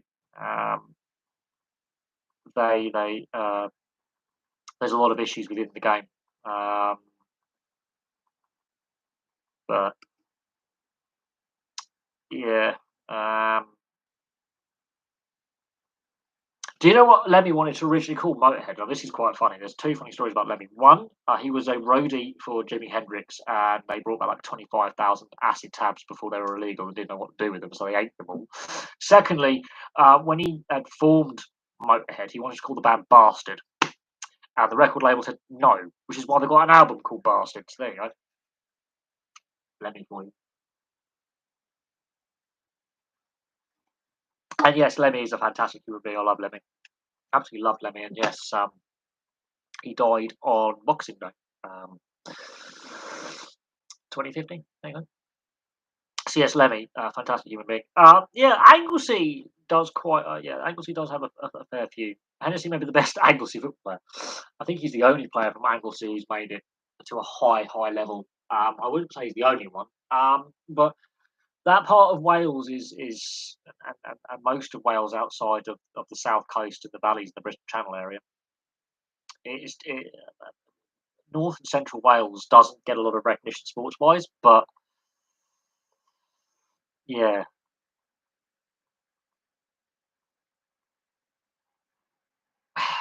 I think that's a problem with Welsh sport. Is it's very Swansea, Cardiff, southeast Wales centric. Um, there's not a lot of investment in sport and sporting infrastructure the further north and west you go, and central you go. Um, and while the backdrop, the landscape is beautiful, very historical part of the world. The infrastructure, the funding, the investment isn't there. It's also one of the most deprived parts of the UK. And so they tried with the Crusaders rugby union franchise in the early 2000s. It lasted a season. They have struggled to get professional sport to work in that part of Wales. I can't. I don't know if Llangfeni is that how you pronounce it. Were Llangfeni, I think that's how you pronounce it. I I I've got a friend who lives in Ebbw Vale. I've got a couple of friends who live in Ebbw Vale, and there is struggle. Even in South Wales, where most of the income and employment is and investment is, there's Llangefni, I think it's something like that. I struggle with some of the Welsh pronunciations. Imagine how foreigners feel. Imagine American tourists. They can't even pronounce Reading and Slough correctly. God knows how they're going to cope with Welsh and Scottish place names. That would just be brain explosion. They can't understand anyone who doesn't speak Queen's English. So God knows how they're going to cope in Wales and Scotland and Liverpool and Newcastle and the West Country. Jesus Christ, how they're going to cope in Wales. Llangefni sounds about right. I think F's come with G's. That's sort of how phonetically it's difficult because you'll go Llangefni or something. Is the L's and F's sound like G's. It's really weird. But when you go to Brittany, they when you actually hear someone talking Breton, they will pronounce certain letters very similar. Same in the Basque Country and Cornwall. It's all very interesting in the Scottish Isles and parts of Galway in Ireland, the Gaelic languages or Gaelic.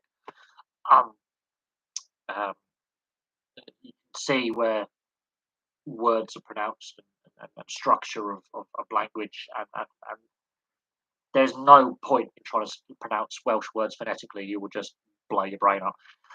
And this is where it's really funny because Europeans can't say Llanelli to the Llanelli Scarlets. It's one of the reasons why they dropped the Llanelli from the name. They just call them the Scarlets now because obviously they play games in Italy, and the Italians call them Lanelli. So the Italian commentators for about 10 years were calling it just Scarlets, and it just they just gave up. Yeah, no, Brittany and Cornwall, yeah, very Celtic. Same with the Basque Country, with Bilbao and Santander and Biarritz and San Sebastian, even bits of France are Basque. And you look at some of their pronunciations, they're even more. They've got X's and U's all over the place. It's just the end of the alphabet. You're like, how do I pronounce like some of the best Ikamunyoyin? Like it's Breton is very Brittany's. I've been to the edge. I've been to bits of Brittany. I'm on the San Michel, and which is on the edge of Normandy, Brittany. Um, Fantastic part of the world. Absolutely fantastic part of the world. I've been to the edge of Cornwall on Bodmin. Um,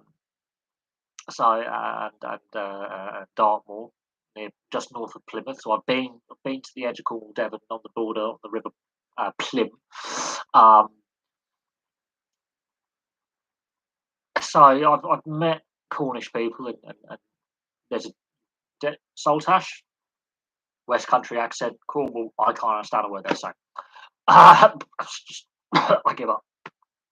Phil Vickery is the most famous Cornish athlete the UK has ever produced. There you go. Just look now there. Phil Vickery, Cornish pirate. Um, in regards to Welsh Rugby Union, the money issues are still going to persist. It doesn't matter how they try and merge teams together or restructure the provincial sides, the Welsh domestic competition. Welsh rugby's got other problems other than money. Um, Massive problems other than money. There's a lot of Welsh rugby players of both codes who are suspended because of performance enhancing and recreational drug use. I've discussed that before. Back in 2015, oh god, what's the program? It's linked to the One Show. They go out and you've got like Look North and the various regional programs where they investigate like local issues. Like I think there's a Welsh one and it's on the BBC. Very similar to Panorama, but it's more of a regional variant. Um, they've got a big issue with recreational and performance enhancing drug use at the semi-pro level as well as in the professional level. Now it doesn't make the major headlines because a superstar player hasn't been caught yet, and you've got the three strikes policy when it comes to recreational. So Welsh Rugby Union's got other issues other than just finance. Infrastructure is a problem, which money links into.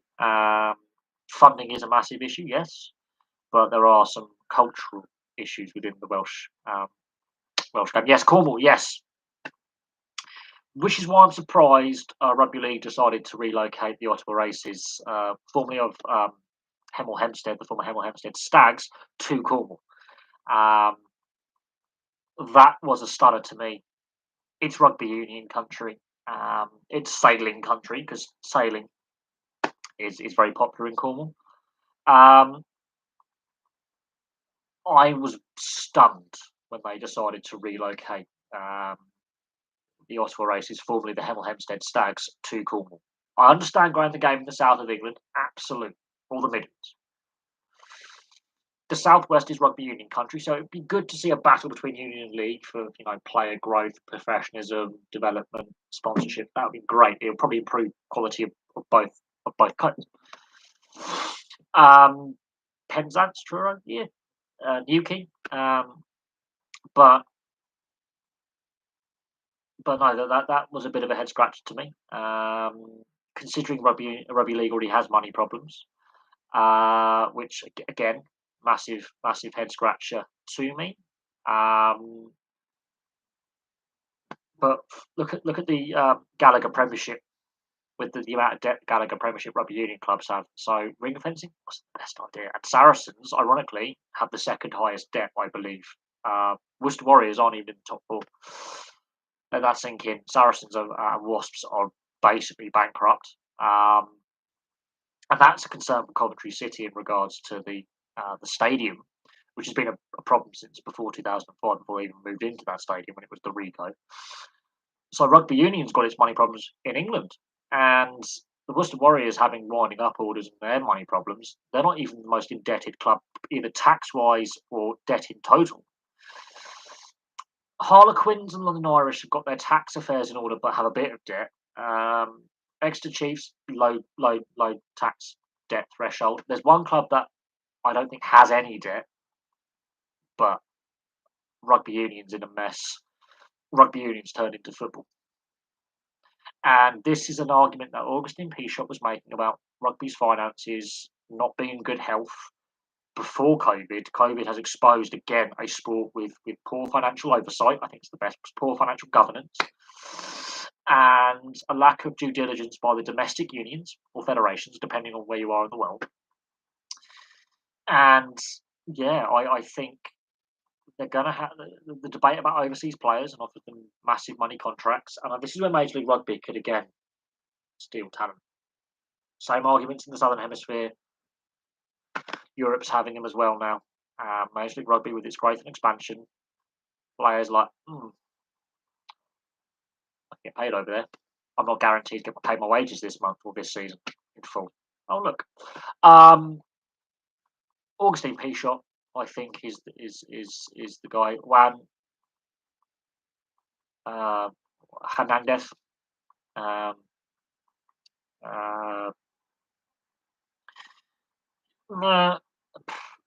Felipe Contepomi.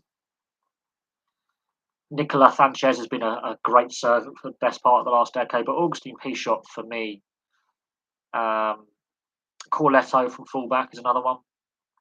Juan Martin Hernandez, fly half centre, fullback, wing, you can play him anywhere. Possibly the best handling skills I've ever seen. They've had some. I would actually try and cheaply say Martin Castrogiovanni and Sergio Parisse without Diego Dominguez, because they were Argentine born but have an Italian parentage. Apart from Dominguez, is played for both nations, and that's a grey area because of selection rules and But I would go Pichot, Hernandez, Corletto, Contepomi in that order. The impact they've had on the game and it becoming, what it is now with Argentina and the growth of the game.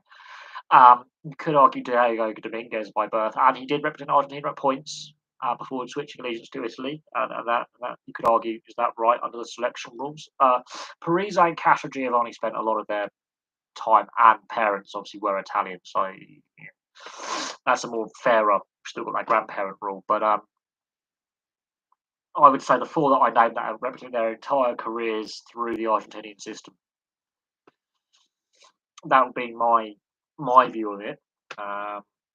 But Felipe Contepomi, what a player. Centre or fly half, and then you've got Augustine Pichot, who for me has been a driving force for Tier 2 and Tier 3 nations, not just Argentina. A lot of what he argued has come true. The money side of rugby union being a mess, absolutely. I think he was right to argue that point, Augustine Pichot. His performances at the 2007 World Cup are legendary, alongside that entire Argentinian team. And him off the field, the work he did to get Argentina into the Rugby Championship, formerly the Tri-Nations, and the what he stood for on that platform in 2019 following the World Cup. So game cannot sustain itself. And this is before COVID was a thing. And then his frustration at World Rugby following Bill Beaumont's re-election were rightly justified. I think he was right in his frustration at World Rugby. I think he's been vindicated and proven right because of COVID. COVID sped up the money issues that the sport is clearly facing. I think for rugby union, much like football, the money bubble is starting to collapse, and the issues are being the fundamental issues of both sports are being exposed. You've got venture capitalists trying to worm their way in. You've got dodgy money worming its way in, unsustainable wages, which are being exposed, and the mess of the game in both North and Southern Hemisphere, both domestically, international level. I mean, the Gallagher Premiership could go bust, and they ring-fenced that, which I think was a stupid mistake. Bristol Bears, there's one of the most indebted clubs, and they were the driving force by ring fencing. Then they get Saracens back in because we can't have Saracens in the second tier because, oh no, they're our love child. Leicester and Saracens both breaching the salary cap a year, and then Leicester continuing to breach the salary cap but being cheeky about it, knowing what they could get away with just a fine, is an insult to rugby union fans because whether you agree or disagree with the salary cap and the level it's at, whether we should have it or not, and all that, should we have full free market or should we, control spending? It's not working because if it was working, the clubs wouldn't be in debt to their eyeballs. Then you've got to ask the question: well, what's happened to all the TV money that they've had? Yes, COVID's had an impact, but why were they not saving money for a rainy day? Let that sink in. Are too many executives getting paid too much money? Why is the salary cap actually dropping? The French league has got more money. A whole load of questions. Wales has been having this argument for 2 decades in regards to nearly 3 decades, to be fair, about the finances of the game domestically in Wales. How is it going in Ireland, Scotland? Ireland's in a good, healthy shape. Scotland, not so much. Scotland is not as bad as Wales, but it's not as in a healthier shape as they would like. And COVID, was a problem. The Scottish Union faced some redundancies and furloughing of staff, absolutely. Wales, it made the financial situation even worse. I am absolutely staggered by the amount of debt that the English Premiership clubs have, quite frankly. And the rise of inflation and costs is not helping. But Northampton Saints is the only club that didn't appear on the debt list. London Irish and Harlequins have no tax debt. They're up to date. Their off-field debt is not bad. It's serviceable. Exeter Chiefs, the lowest tax debt and the lowest off-field debt. So there's a handful of clubs that are well run. The majority are not. And when Worcester and Wasps are like, we've got money problems, we're in trouble, and Worcester being caught with a winding up order, Wasps are even worse state. And there are big questions whether Wasps and Worcester will be able not only to start but complete this season. And the situation with Wasps is they own the stadium that Coventry City play. Now, Coventry City, as I said, doing the history video, that stadium, formerly called the Ricoh, has been nothing sort of a problem. Even before they completed building, there were problems with moving from Highfield Road to the Ricoh. Now, there is a plan that Coventry City have in place to ground share with Coventry Rugby Union Club up the road and build a new stadium to suit. Why leave Highfield Road then in the first place? It's caused nothing but difficulty for Coventry City. It is now that same stadium that they built, purpose-built for Coventry, is now owned by Wasps, a rugby union side that relocated from London. Now, I've seen Wasps play back in the day. I think, where did they play? Did they play at Wycombe Wanderers Stadium? I know Saracens used Vicarage Road at one point. Several North London clubs or clubs around the Northwest football clubs ground share with Wasps and Saracens over the years. And Wasps are in trouble. And a part of that, I think, is relocating to Coventry. And dropping the London from their name. Just call themselves Coventry Wasps, then merge with the Coventry Rugby Union setup, actually try and build something. And the stadium issue, which was with the Ricoh, now it's the Coventry Building Society Arena, or stadium, I can't remember which it's called now. That has been nothing short of a disaster from day one. And rugby union in this country, doesn't matter what part of the home nations apart from Ulster, is financially in a mess. And you have to look at the Welsh Union, the RFU, and the Scottish Rugby Union and go, what's going on? Argentina, chance of a Rugby World Cup and a Lions tour. I think they deserve a Lions tour. And I do think they deserve a World Cup. However, Argentina do have economic problems.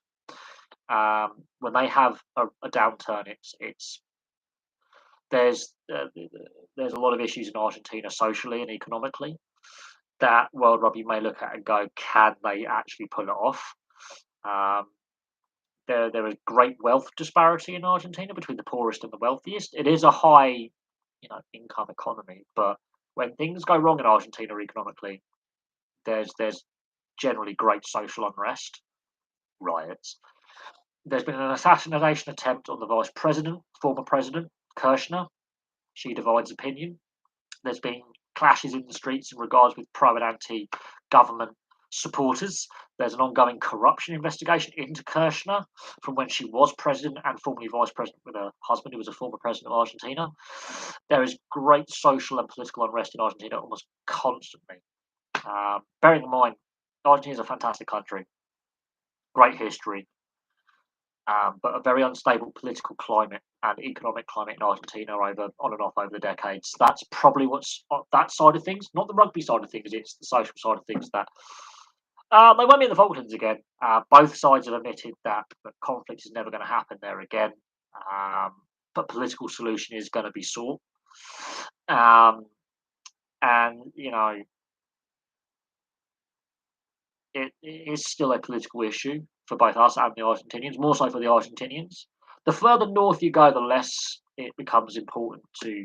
The further south you go, it's more important regionally because a lot of military personnel were based in Patagonia, like Terra del Fuego, that region, and Ushuaia. Top Gear obviously highlighted that, but further north, it's less of a social and political issue. That's more economic and social wealth disparity in places like Cordoba and Buenos Aires and some of the other big cities further north. Further south, a lot of the settlements exist because of military installations, and therefore the war had more of an impact all those years ago. But politics and sport mixing again, and that's a very dangerous blurred line that we as Brits and Argentinians have had over that particular issue. But I think the social and political issues that Argentina has faced since the end of the military regime in the mid '80s is what's probably holding them back from hosting World Cups. And this is a big question about Brazil hosting the World Cup. They've also got social and political issues and economic issues. They were allowed an Olympics. They were allowed a World Cup, and the Bolsonaro government and the previous government, corruption allegations, human rights abuses, wealth disparity. South America is a beautiful continent. I think should possibly get another World Cup in rugby union or football. They don't have the rugby union level yet. Football, definitely. I think Chile could be a safe bet for a World Cup. They're one of the more politically stable and economically stable countries in South America. If we are to go back to South America for a World Cup in any sport, that would be my choice for a South American nation hosting a World Cup. But that would have to be football. The rugby program is not. They've got to their first World Cup. That's fantastic. They're not quite at the level they need to be a World Cup host in rugby union. However,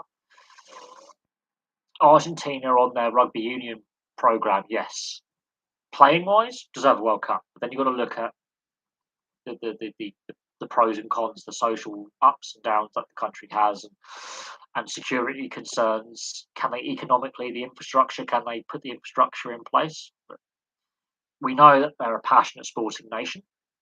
They're a proud sporting nation, and most of the rugby players do come from the big cities, the big urban and rural, and even the rural areas in the north of the country. Where the majority of the population lives around Buenos Aires and Cordoba and the cities in that area, and Salta as well, where they do play test matches. So it's doable. In regards to the social problems, every country's got social issues right now in some way, shape, or form, and inequality in some way, shape, or form. Other countries, I think, do a better job of highlighting and trying to fix social problems and economic problems they have historically. Argentina go through, you know, the political debates about Argentina, I think, belong on the other channel. The history of Argentina is a fantastic wealth of history since independence from the Spanish Empire. And then, obviously, the nation building and how the nation of Argentina becomes the nation we see today. Hence why the Uruguayan and Argentinian flags are so similar, ironically. in colours and with the sun on there, and it's the what's the there's Uruguay and Argentina have a shared communal history, hence why there's a bit of love hate between the two. And the rivalry, sporting wise, between Brazil, Uruguay, and Argentina is so fierce in South America. And Uruguay and Argentina have a very shared history in why their nations, have the national flags they do. I think it's a political thing. It's oh god, there is actually a term um, for it, and I do know the term, but I'll have to make sure I get it right because I don't want to anger anyone from Argentina or Uruguay. Because hey, I love South American rugby, love South American football. Um, Che Guevara played. Che Guevara, the revolutionary, he's on all those T-shirts and flags. Help Fidel Castro. Outside centre, outside centre. He played a bit of rugby when he was going up and down. The Americas starting revolutions. Very interesting guy, Che Guevara. Um, have Uruguay overachieved? Lewis, it's for their population size, like New Zealand, sports mad. Um, Sports mad. They've got a good rugby union program, which I think is now reaping the benefits of more of their players now playing professional level in Europe and North America. Fantastic. Football, look, have they overachieved? They keep producing world class players. So the fact that they've been producing and they've won 2 World Cups, they keep producing world class players who play in both South America, North America, and Europe, says to me no. I don't think they have overachieved for their side. Population wise, you could say yes, but then they're the New Zealand of football as New Zealand is to rugby union and cricket. Small population size, actually smaller than New Zealand. Um, yeah, and they're the 2 smallest nations to host World Cups in the sports that they are good at. So football for Uruguay, rugby union, and rugby league for New Zealand. Um,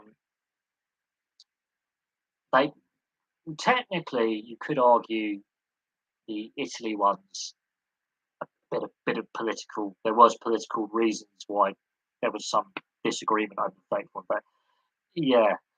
Um, in my opinion, Uruguay, you could argue population size, yes, but the fact they continually, and I mean this, continually churned out world class players for the best part of 100 years, um, I would say tells you otherwise.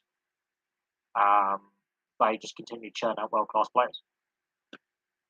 They're World Cup regulars for a reason. Um, and I think the best player to come out of Uruguay, in my opinion, Diogo Forlan.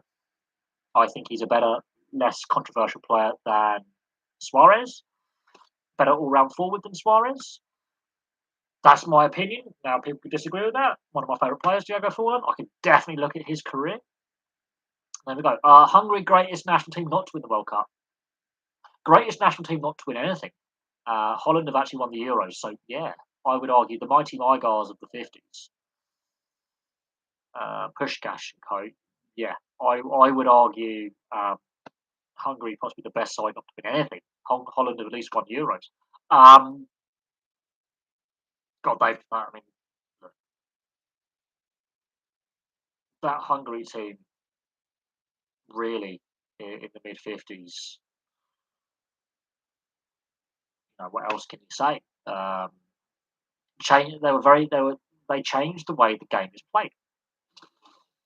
Much like Herbert Chapman as a manager changed the game, the way the game was played in the 20s and 30s with Huddersfield Town and Arsenal, winning all those league titles. And the mighty Mygars, as they were known in the press, changed the way the game was played. And it's like the Dutch influenced how the game was played in the 70s, didn't win anything with their total football. So, yeah, that you could say teams who may not have been as successful as they should have, like the Hungarians, like the Dutch in the 70s.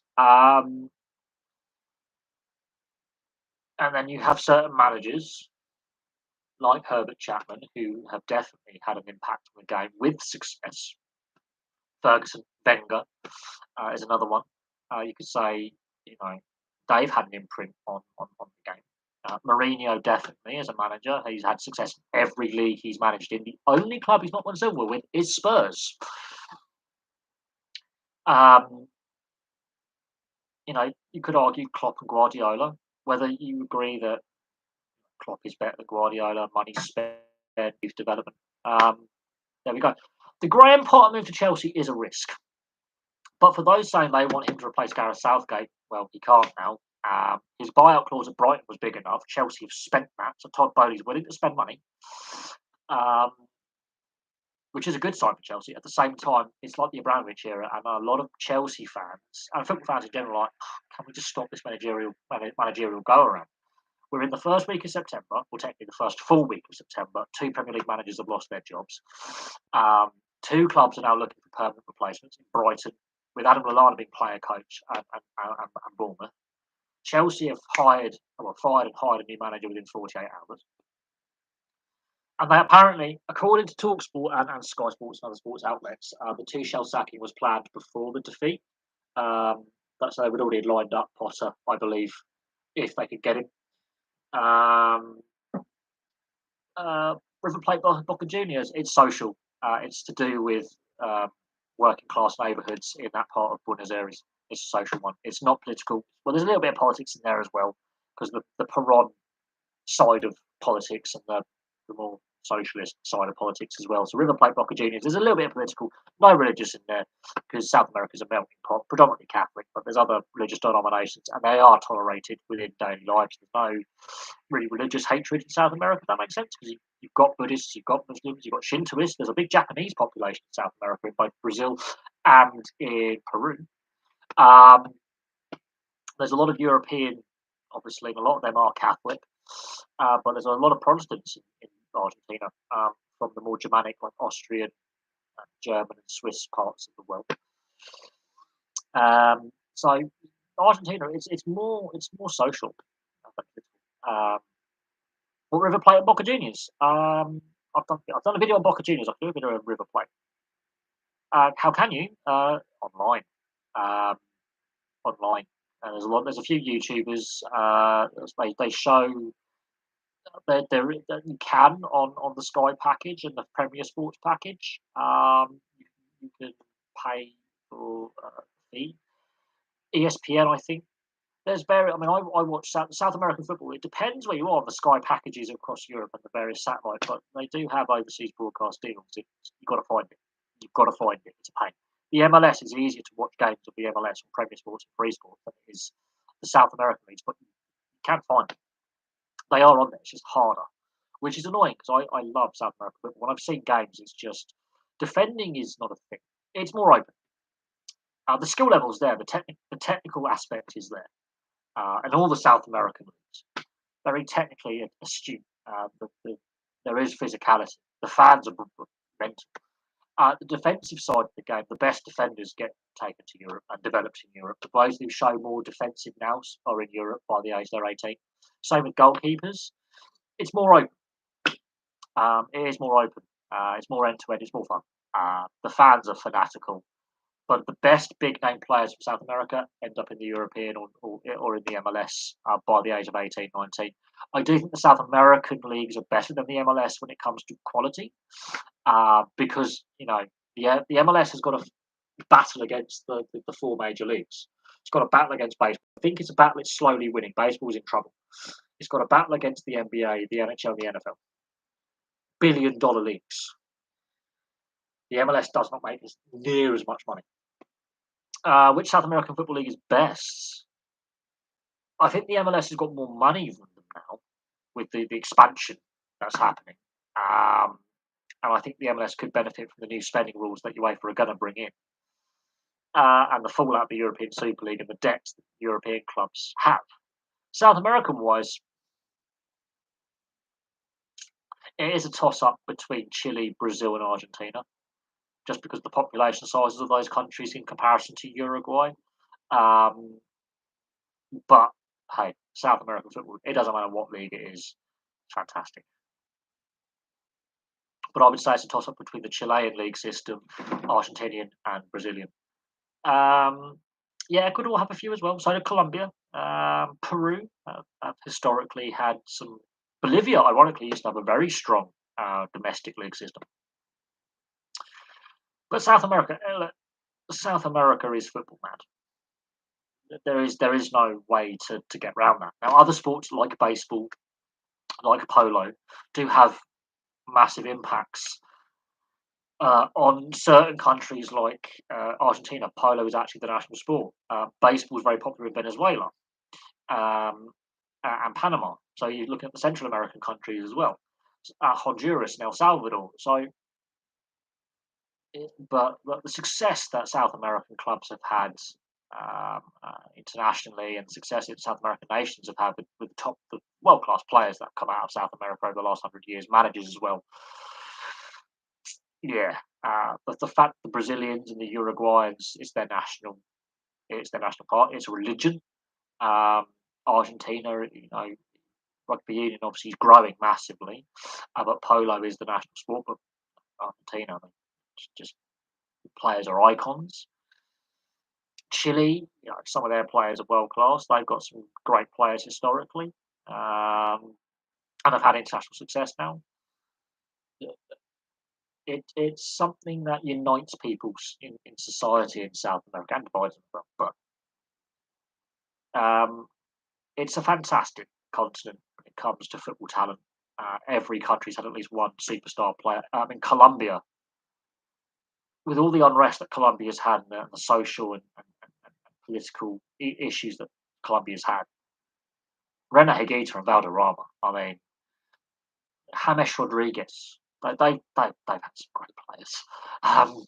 Ecuador's had some fantastic players as well. The one country for me that's struggled is Venezuela. Bolivia's been to World Cups. Paraguay's been to a lot of World Cups. The one country for me that has failed in comparison to the others is Venezuela. Yeah, for me, Europe is the strongest. So, UEFA, CONMEBOL, CONCACAF. That's how I see it in regards to the game globally. Um, I think that's about right. If you're ranking, um, you know, continents, UEFA's the strongest as a confederation. CONMEBOL's second strongest, hence why there's a lot of collaboration between the two. A lot of the best South American players um, are there. And no, there was Andreas Escobar was a very good defender and a very good defensive midfielder. He was a good player. His life tragically cut short, but that happens a lot in South and Central America with we've seen baseball players who played in Major League Baseball go back home on a holiday or retire and get shot and get kidnapped. We've seen football players' families be targeted by gangs because of the money they earn. So Escobar is not a bad shout actually for a good Colombian player. It's a shame he shares the same name with the drug kingpin. No relation. Escobar is a name in Colombia that does divide opinion. And his death really did spark national outrage. Um, I think um, I think the CONCACAF with the strength of Mexico and some of the other Central American countries and the growth of the game in the Caribbean with Trinidad and Jamaica having made World Cups historically, and Canada and the US with the MLS, and now the quality of player there. Yeah, no, it's and the Central American nations. I think all of them at some point have now qualified for the World Cup. Even countries like El Salvador and Honduras, Nicaragua. I think is the only one that hasn't. Costa Rica, regular World Cup qualifiers, made it to the latter stages multiple times, to the knockout stages. Panama have obviously been to a World Cup now. Um, Obviously, cricket is the Caribbean islands sport of choice, but the fact that Jamaica and Trinidad have made it to World Cup, and they've got great Olympians in track and field, obviously, and even Jamaica got bobsleigh team as well, obviously. But cricket is the love of the Caribbean islands and the smaller Caribbean nations. The Central American, it's baseball and football. It is. So Major League Baseball, goes down there, finds these Central American and Dominican and Cuban players, Yeah, I do think it drops off a little bit, but there have been some high-profile players from the rest of Central America who have played in Europe, who have played in the South American leagues. I don't think it drops off as much as it used to, but Latin America in general, all the way down from the Rio Grande to Terra del Fuego, football is a religion for a lot of people. But baseball does take up a lot of good players, athletes go into baseball. And Major League Baseball, the player pool from Latin America, especially Central and Central America and Venezuela, Major League Baseball likes picking up the Hispanic Latin American players. And whether that's good or bad for the game in the US and Major League Baseball in general is what it is. El Salvador, very poor country, ravaged by civil conflict over the years. Um, but yeah, San Salvador is the capital. El Salvador is the nation. Um, yeah, it's maybe a baby version of Colombia with the civil unrest. Nicaragua, Honduras, it has suffered a lot. Um, but again, you know, a country with a rich history, very interesting history, and a very sad history as well. Oh God, the emergency! I've seen a lot of fire engines, ambulances, and police this week. Something's happened down the road of a major incident, I have no doubt. Major League Cricket. I'm not so sure it will work in the US, but Major League Baseball has to be concerned. If you are involved with Major League Baseball's got problems, and I don't think it's dealing with them very effectively. The fact they're coming off the back of a sign stealing scandal involving the Astros and the Red Sox as well to a smaller extent. You've got the steroid scandal decades prior. You now have the longest lockout and the second longest labour stoppage in the history of the league, and the first for 25 years, but doesn't matter. The fact that there's unrest between the players and the owners and the league is concerning. COVID hasn't helped with the finances. There's still no salary cap. It's a luxury tax. They're the only major sport and major sports league in North America to not have a salary cap. Even the CFL has a salary cap. Major League Soccer has a soft cap slash luxury tax hybrid system, but they still have salary cap in there. But there's certain exemptions for overseas players or players that have come from Europe. You know, there is that marquee player rule, but Major League cricket's got problems. Exposure to the US market in Canada it is played. There is a T20 competition based out of Canada, so that's not actually a bad shout. Canada does play one day and T20 matches. I think the Canadians are more likely to get behind cricket than the Americans, partly because of their status as a Commonwealth nation. And there is a T20 competition played in Canada, but I don't know how it's going to work. Will they get on board with it? How many fans will switch off based on let's give cricket a go? Because cricket is a very complex sport to get into. I will admit that it's not everyone's cup of tea.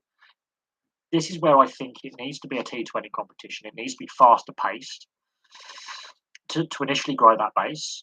Then you can go into the ODI 50 over format, drop that in there, and then you get to the test format. But look how long it took Ireland and Afghanistan, especially Ireland, to get test status. It took a very, very long time. The Dutch and the Namibians, for example, the Namibians as a Commonwealth nation, with their links with South Africa, obviously, and the Dutch who've been playing cricket since the 1790s. Let that sink in. The Dutch have been playing cricket a very, very long time. They're still not a test nation yet. Now, I think the Dutch should be a test nation. The fact it's, we'll see. We'll see how it goes. I do think there is a big Caribbean or Caribbean, depending. I think Caribbean works better as pronunciation, but big Caribbean presence in North America with their NCAA track and field programs. There's a lot of Bahamians and Jamaicans in the US and Canada.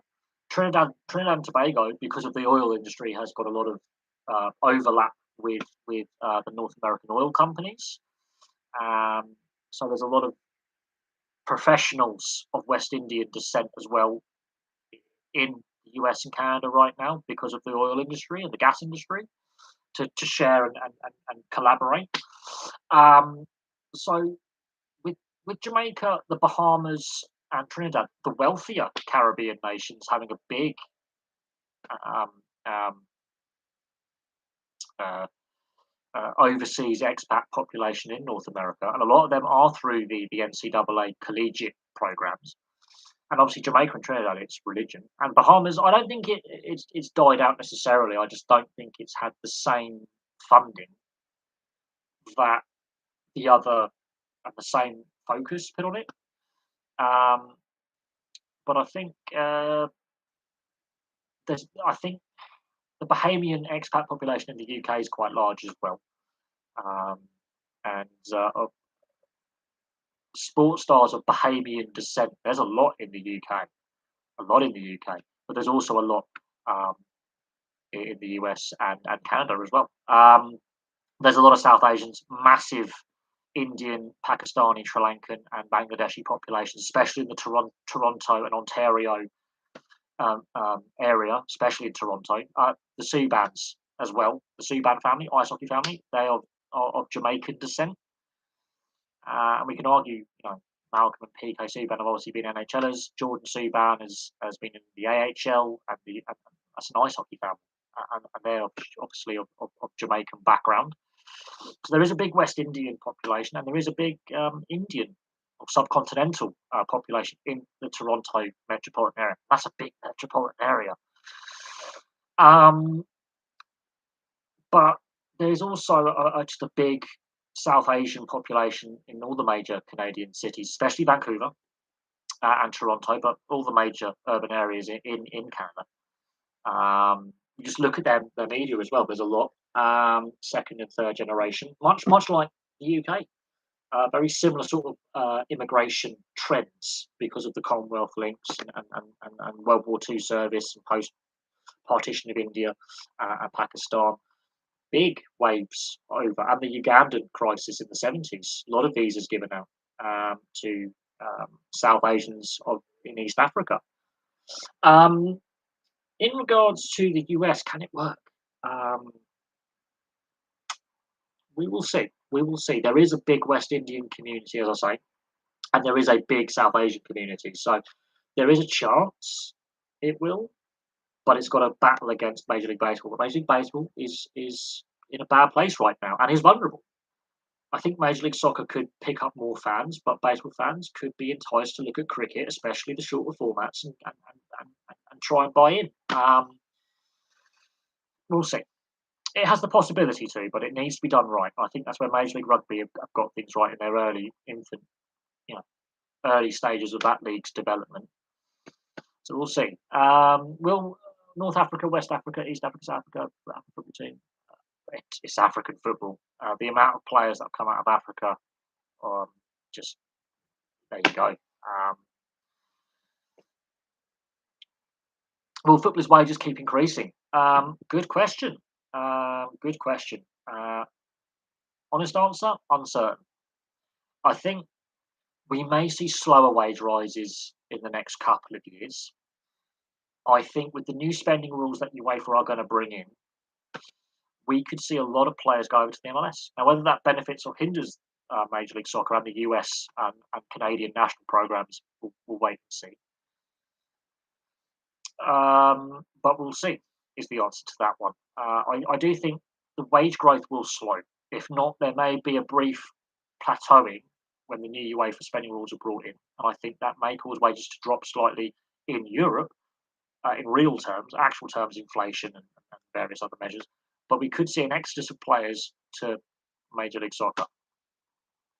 And at some point, Major League Soccer wants a 32-team league to match up with things like the NHL, for example, and the other major leagues. So we could see a massive player exodus and rugby union player exodus to Major League Soccer and Major League Rugby. So we could see wages and salary cap increase in the MLS, profits increase in the MLS. But their viewership and profits have gone up even with COVID. So we could see a shift at some point.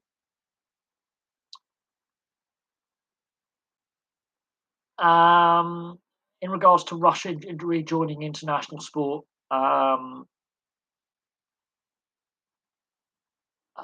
ugh, there's still issues with the IOC recognition. That's why when you look at World Championship events and IOC events, they still don't IOC Russia athletes, Olympic athletes of Russia, the ROC, Russian Olympic Committee. Um, it, that's been dragging on for nearly a decade now. Before the Ukraine invasion, there was issues with Russian sport. We could go back to a sporting Cold War like we had in the 70s and the 80s. We could. What that means for, like, let's say, Russian players and Belarusian players, for that matter, in the NHL, like Alexander Ovechkin, Panarin, who's already outspoken critic of the regime, Kucherov, Kuznetsov, who's already on an IAAHF ban anyway for cocaine use. That will expire soon.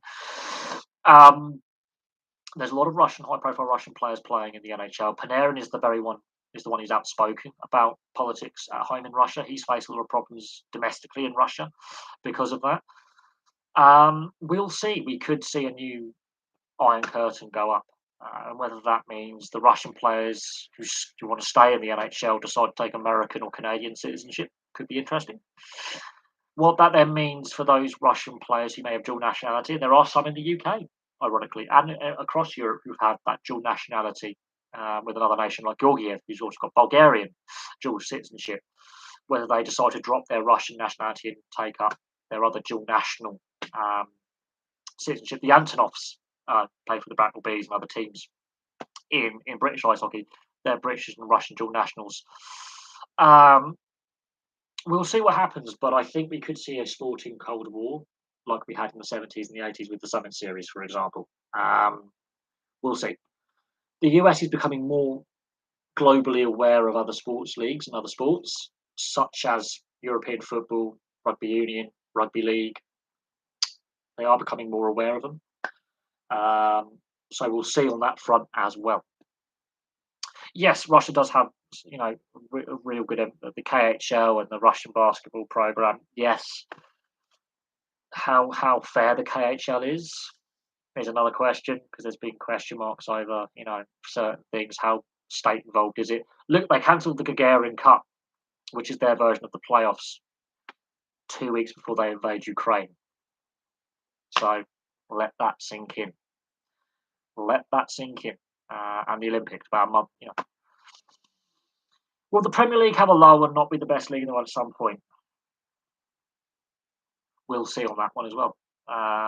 I think there's going to be a change across Europe in a couple of years when the new spending rules are brought in.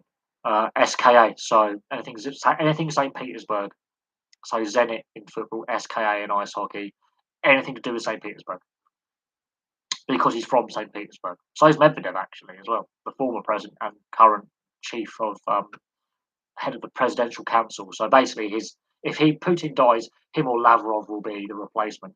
And Medvedev has been Russian president at times and prime minister at times under Putin, which is basically head of the council. And Medvedev will be his likely successor.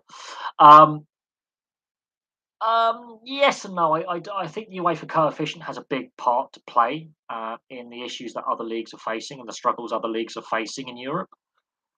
Because historically they're great fun to look at. That's why I love doing the history videos, because the German ones are going to be really interesting, as are the French league. The Real Betis one.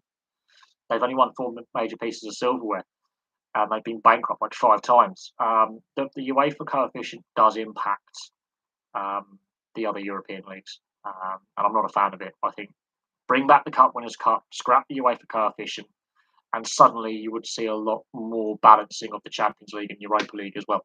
I think that's where UEFA's got it wrong with European football, club football. But yeah, well, look, when you've got they call it, the nickname is the Bayern League because of Bayern Munich's domination in the last decade, and that is a problem. PSG basically buying the French league for eternity, apart from 2 clubs winning the championship in a decade, is a problem. And the German Football Association and the Bundesliga are looking at possibly strengthening salary caps, spending caps, so Bayern can't dominate all the time and make it more competitive. Because apart from Borussia Dortmund and Wolfsburg, and I think was it Schalke, basically it's been the Bayern Liga for a long time. But I'll have to do more German club history videos to really give a balanced appraisal of that situation. But Bayern Munich aren't the only German club to win the Champions League. Borussia Dortmund and Hamburg were saying, "Hang on a second, we've won it as well," as right they had. And Borussia Mönchengladbach in the 70s were like, "Well, it was the Mönchengladbach Liga, or Borussia Liga in the 70s," and rightly it was. And a lot of the team in the 74 and 78 World Cups were from Borussia Mönchengladbach, not Bayern Munich. Heavy influence of Borussia Mönchengladbach upon the West German side is what it was then. And they were, look how successful they were in the 70s. It was stunning how successful Borussia Mönchengladbach were in the 70s, both domestically and in Europe. And I've done their history video. Yeah, Hamburg relegated in 2018, haven't been back. What else can you say about Hamburg over the last few years? And Schalke, they've got some issues as well. But Werder Bremen have had wobbles. Some of the big clubs in Germany have had problems, and Bayern Munich have benefited by basically poaching all their best young players. And the Bundesliga and the German FA are looking into rule changes because they are concerned that Bayern's dominance is damaging the domestic league standing with the UEFA coefficient, which, in my opinion, get rid of the coefficient, bring back the Cup Winners' Cup. Personally. And with the UEFA's new spending rules and financial rules, could change things as well. But again, time will tell. We'll have to wait and see. Yes, Germany does. That is a fact. And yeah, I will do some more German club history videos. I think I've got Schalke, Hamburg, Werder Bremen, Borussia Dortmund, Stuttgart. I think is another team to have won the Bundesliga in the Bayern Liga era, as we'll call it, and they've had some struggles. FC Cologne. I've done Kaiserslautern. I've done Borussia Mönchengladbach. I've done Bayer Leverkusen. So there are a few other clubs I can look at, absolutely. Schalke, yep. Schalke have won stuff. Schalke have had some success, but it's been limited success. But they have had some silverware. They're not an unsuccessful club, but it's been a while since they've been successful. They've got a massive fan base. They're in Gelsenkirchen. One of my old teachers was a massive Schalke fan. And every school trip we used to go on used to wear a Schalke hat and very proudly wear his Schalke. How do they tally it up? They discount the East German leagues. So FC Magdeburg, who won the Cup Winners' Cup, that is counted. The German league, the East German titles, not counted. That's how it's basically done because East Germany ceased to be, and all the organs of government were the West German government. So the merging of the East German clubs into the Bundesliga structure, they don't tally the East German league structure. It's got its own separate history up till 1991. So FC Magdeburg, winning European title, they're in the third tier right now of the German system, but they won the Cup Winners' Cup in 1974. And the East German league right then was quite a strong league quite back then, and they were all amateurs, by the way. They weren't professionals. Yes, 74, and they won the last ever meeting between the two countries in 1990 as well, which is interesting. Or 91, I can't remember. I think before the collapse of East Germany, they won the last meeting as well between the two nations. And 74 was the first meeting of the two nations, so they won the first and last meetings of the two nations were won by East Germany. Let that sink in. But FC Magdeburg won the Cup Winners' Cup. That is recognised. The East German Bundesliga, or the German East German, or the DDR top flight, Magdeburg very successful, but the East German Football Federation ceased to exist in 1991. Those clubs were integrated into the Bundesliga structure and the regional leagues as well. Anything post 91, they do accept that, Magdeburg and other clubs won stuff, but Magdeburg is the only club to have European success. So there you go. Who will think who won the T20? I don't know. Alex Hales, he again divisive player. I'm not sure how his teammates are going to respond to him being brought in. I know he's also a divisive dressing room player as well, from reports. That doesn't mean he's a bad person, but he does have a lot of personality issues and personality clashes. Um, so that will be interesting, I think, with Alex Hales being involved in any England setup because he is a um, divisive player. Whether that causes problems for England or unifies England, going, look, okay, we'll welcome him back. The prodigal son, he's a good player. Let's work together. Personality clashes can derail teams, but look at the Man United treble winning team. They all hated each other. That seriously, Sheringham, Cole, York, and Keane all hated each other. Teddy Sheringham, Roy Keane didn't talk for 2 years. For 2 years, they didn't speak a word to each other. Um, Dwight Dwight York was the intermediary between uh, Andy Cole, Sheringham, and Keane because they wouldn't talk to each other. What level would a Basque or Catalonia side be? Pretty world class. Look at Barcelona and Espanyol and Bilbao historically. Some of the players that have come through those clubs, they'll be world class teams. They would still be competing at qualifying for World Cups and Euros as separate nations. Do I think Germany national side will suffer because of Bayern Munich? I think it's starting to. I think it's starting to have an impact. Yes, it is. And I think the French national side, look how they performed in the Euros. Look at PSG. And Mbappe was useless.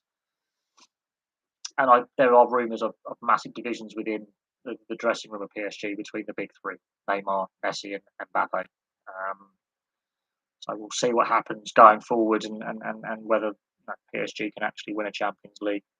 Um, because Bayern, I think it's starting to weaken Bayern Munich as well by winning all the time. I think Bayern need a down season or two.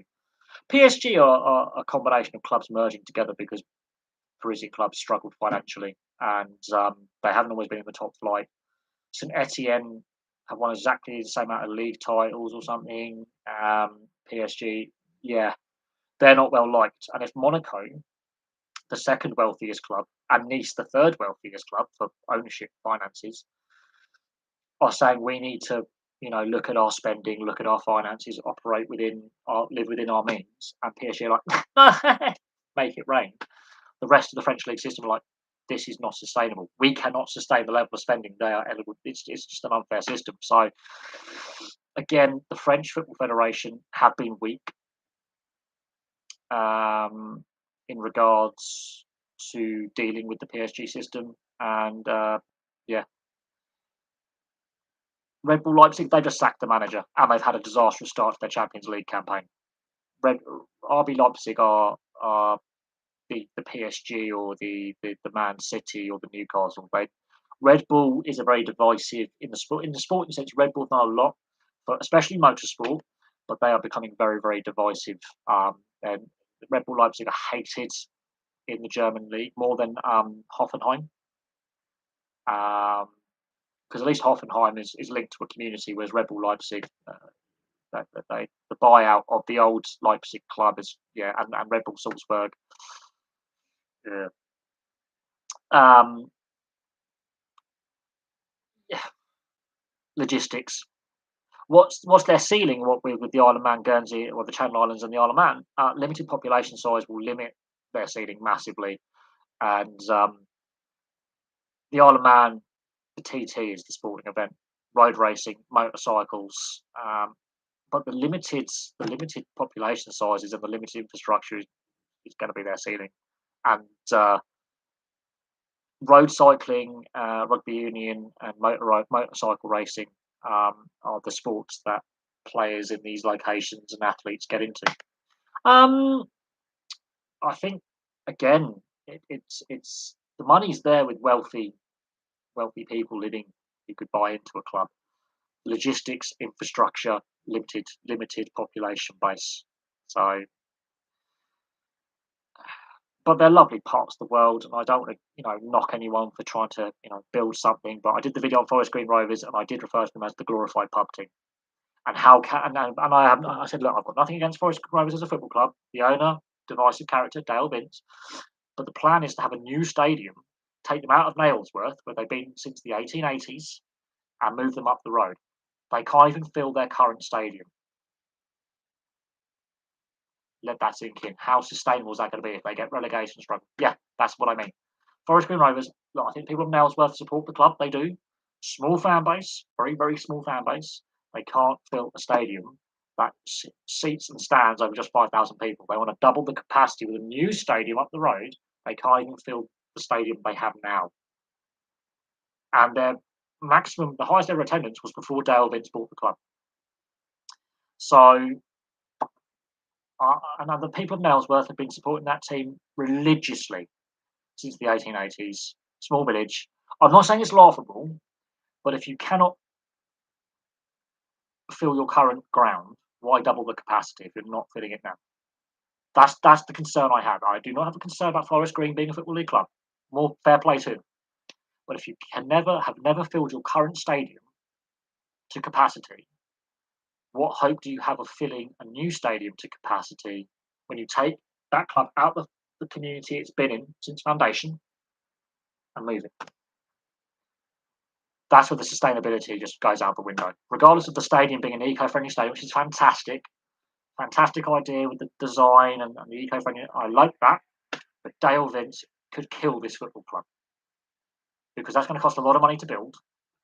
And will the people of Nailsworth be like, by then, we want to keep? What do the fan base actually feel about that? I wouldn't. I think they've done very, very well. I've got nothing against the club itself. The owner, not sold on. The stadium idea is a concern. Build in place. Fix what you've got now. Improve the away end. Improve the facilities and infrastructure now.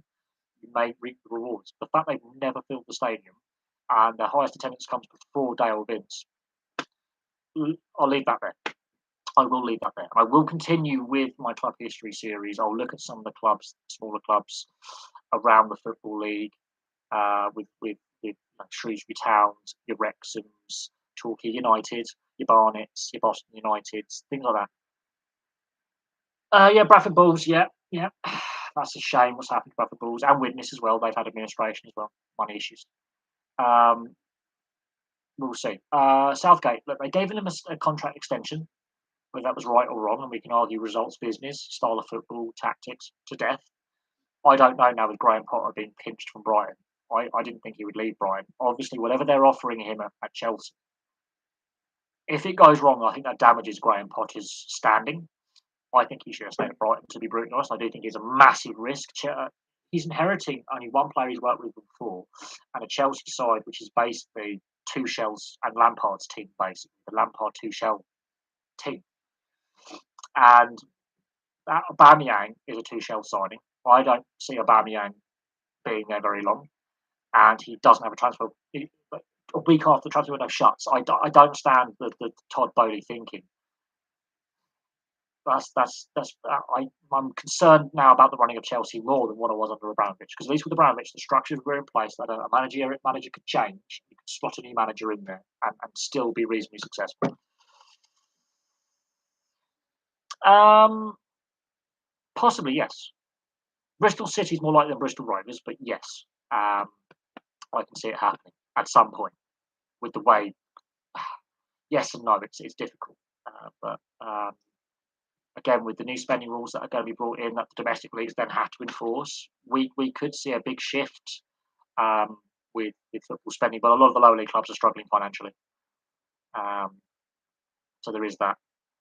And the Bristol owners of Bristol City, Bristol Bears, their rugby arm, are in massive financial difficulties that will affect Bristol City.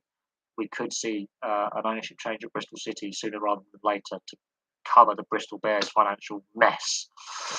But no, Bristol Rovers, it's possible, but Bristol City's more likely.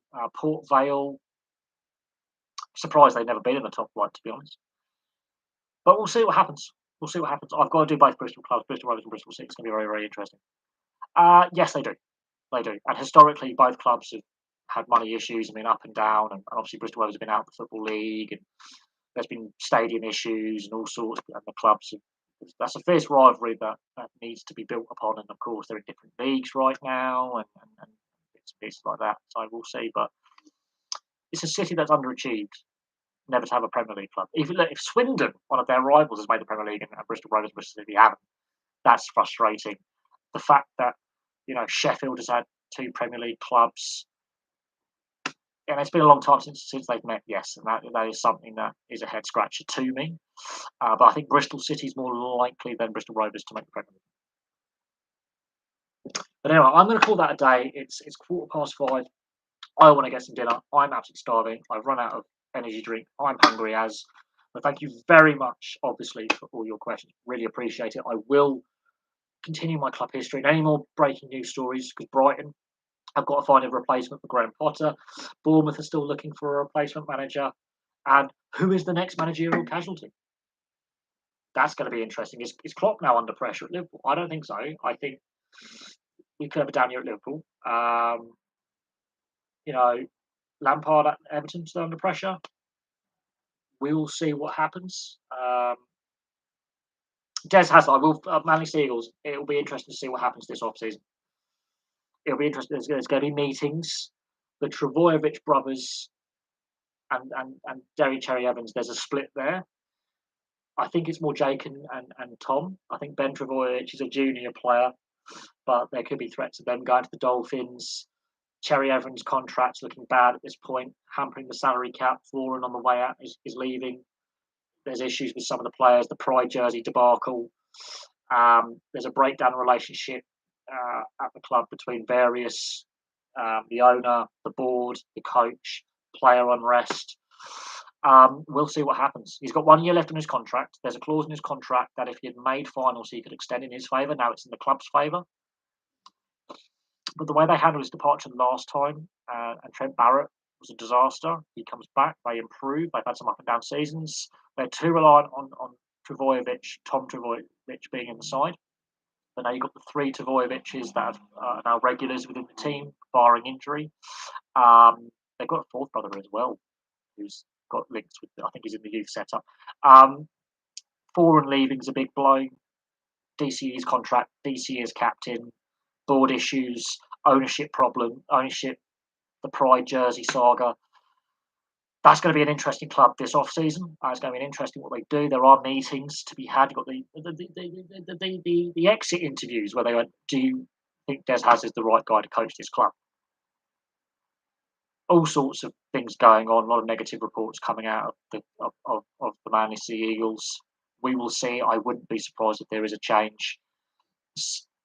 Meetings are being had whether Des Hazard's happy with them. He's lost the option in his favour if he finished in the finals, especially top four. But had they made finals and won, for example, or made the latter stages, he gets an option to extend in his favour. Now the option's in the club's favour. He's got 1 year left. We'll see what happens. But Tom Trbojevic and Jake Trbojevic having a lot of injuries this season. Ben Trbojevic just getting into the side. There's a breakdown with the three Trbojevic brothers, especially the two senior two, and Derry Cherry Evans. There's rumours that 1, 2, or all three of them may go to the Dolphins. They need a marquee site, and the Dolphins can pick up Jake or Ben or definitely Tom. They can build a side. The whole thing's a mess at the Sea Eagles.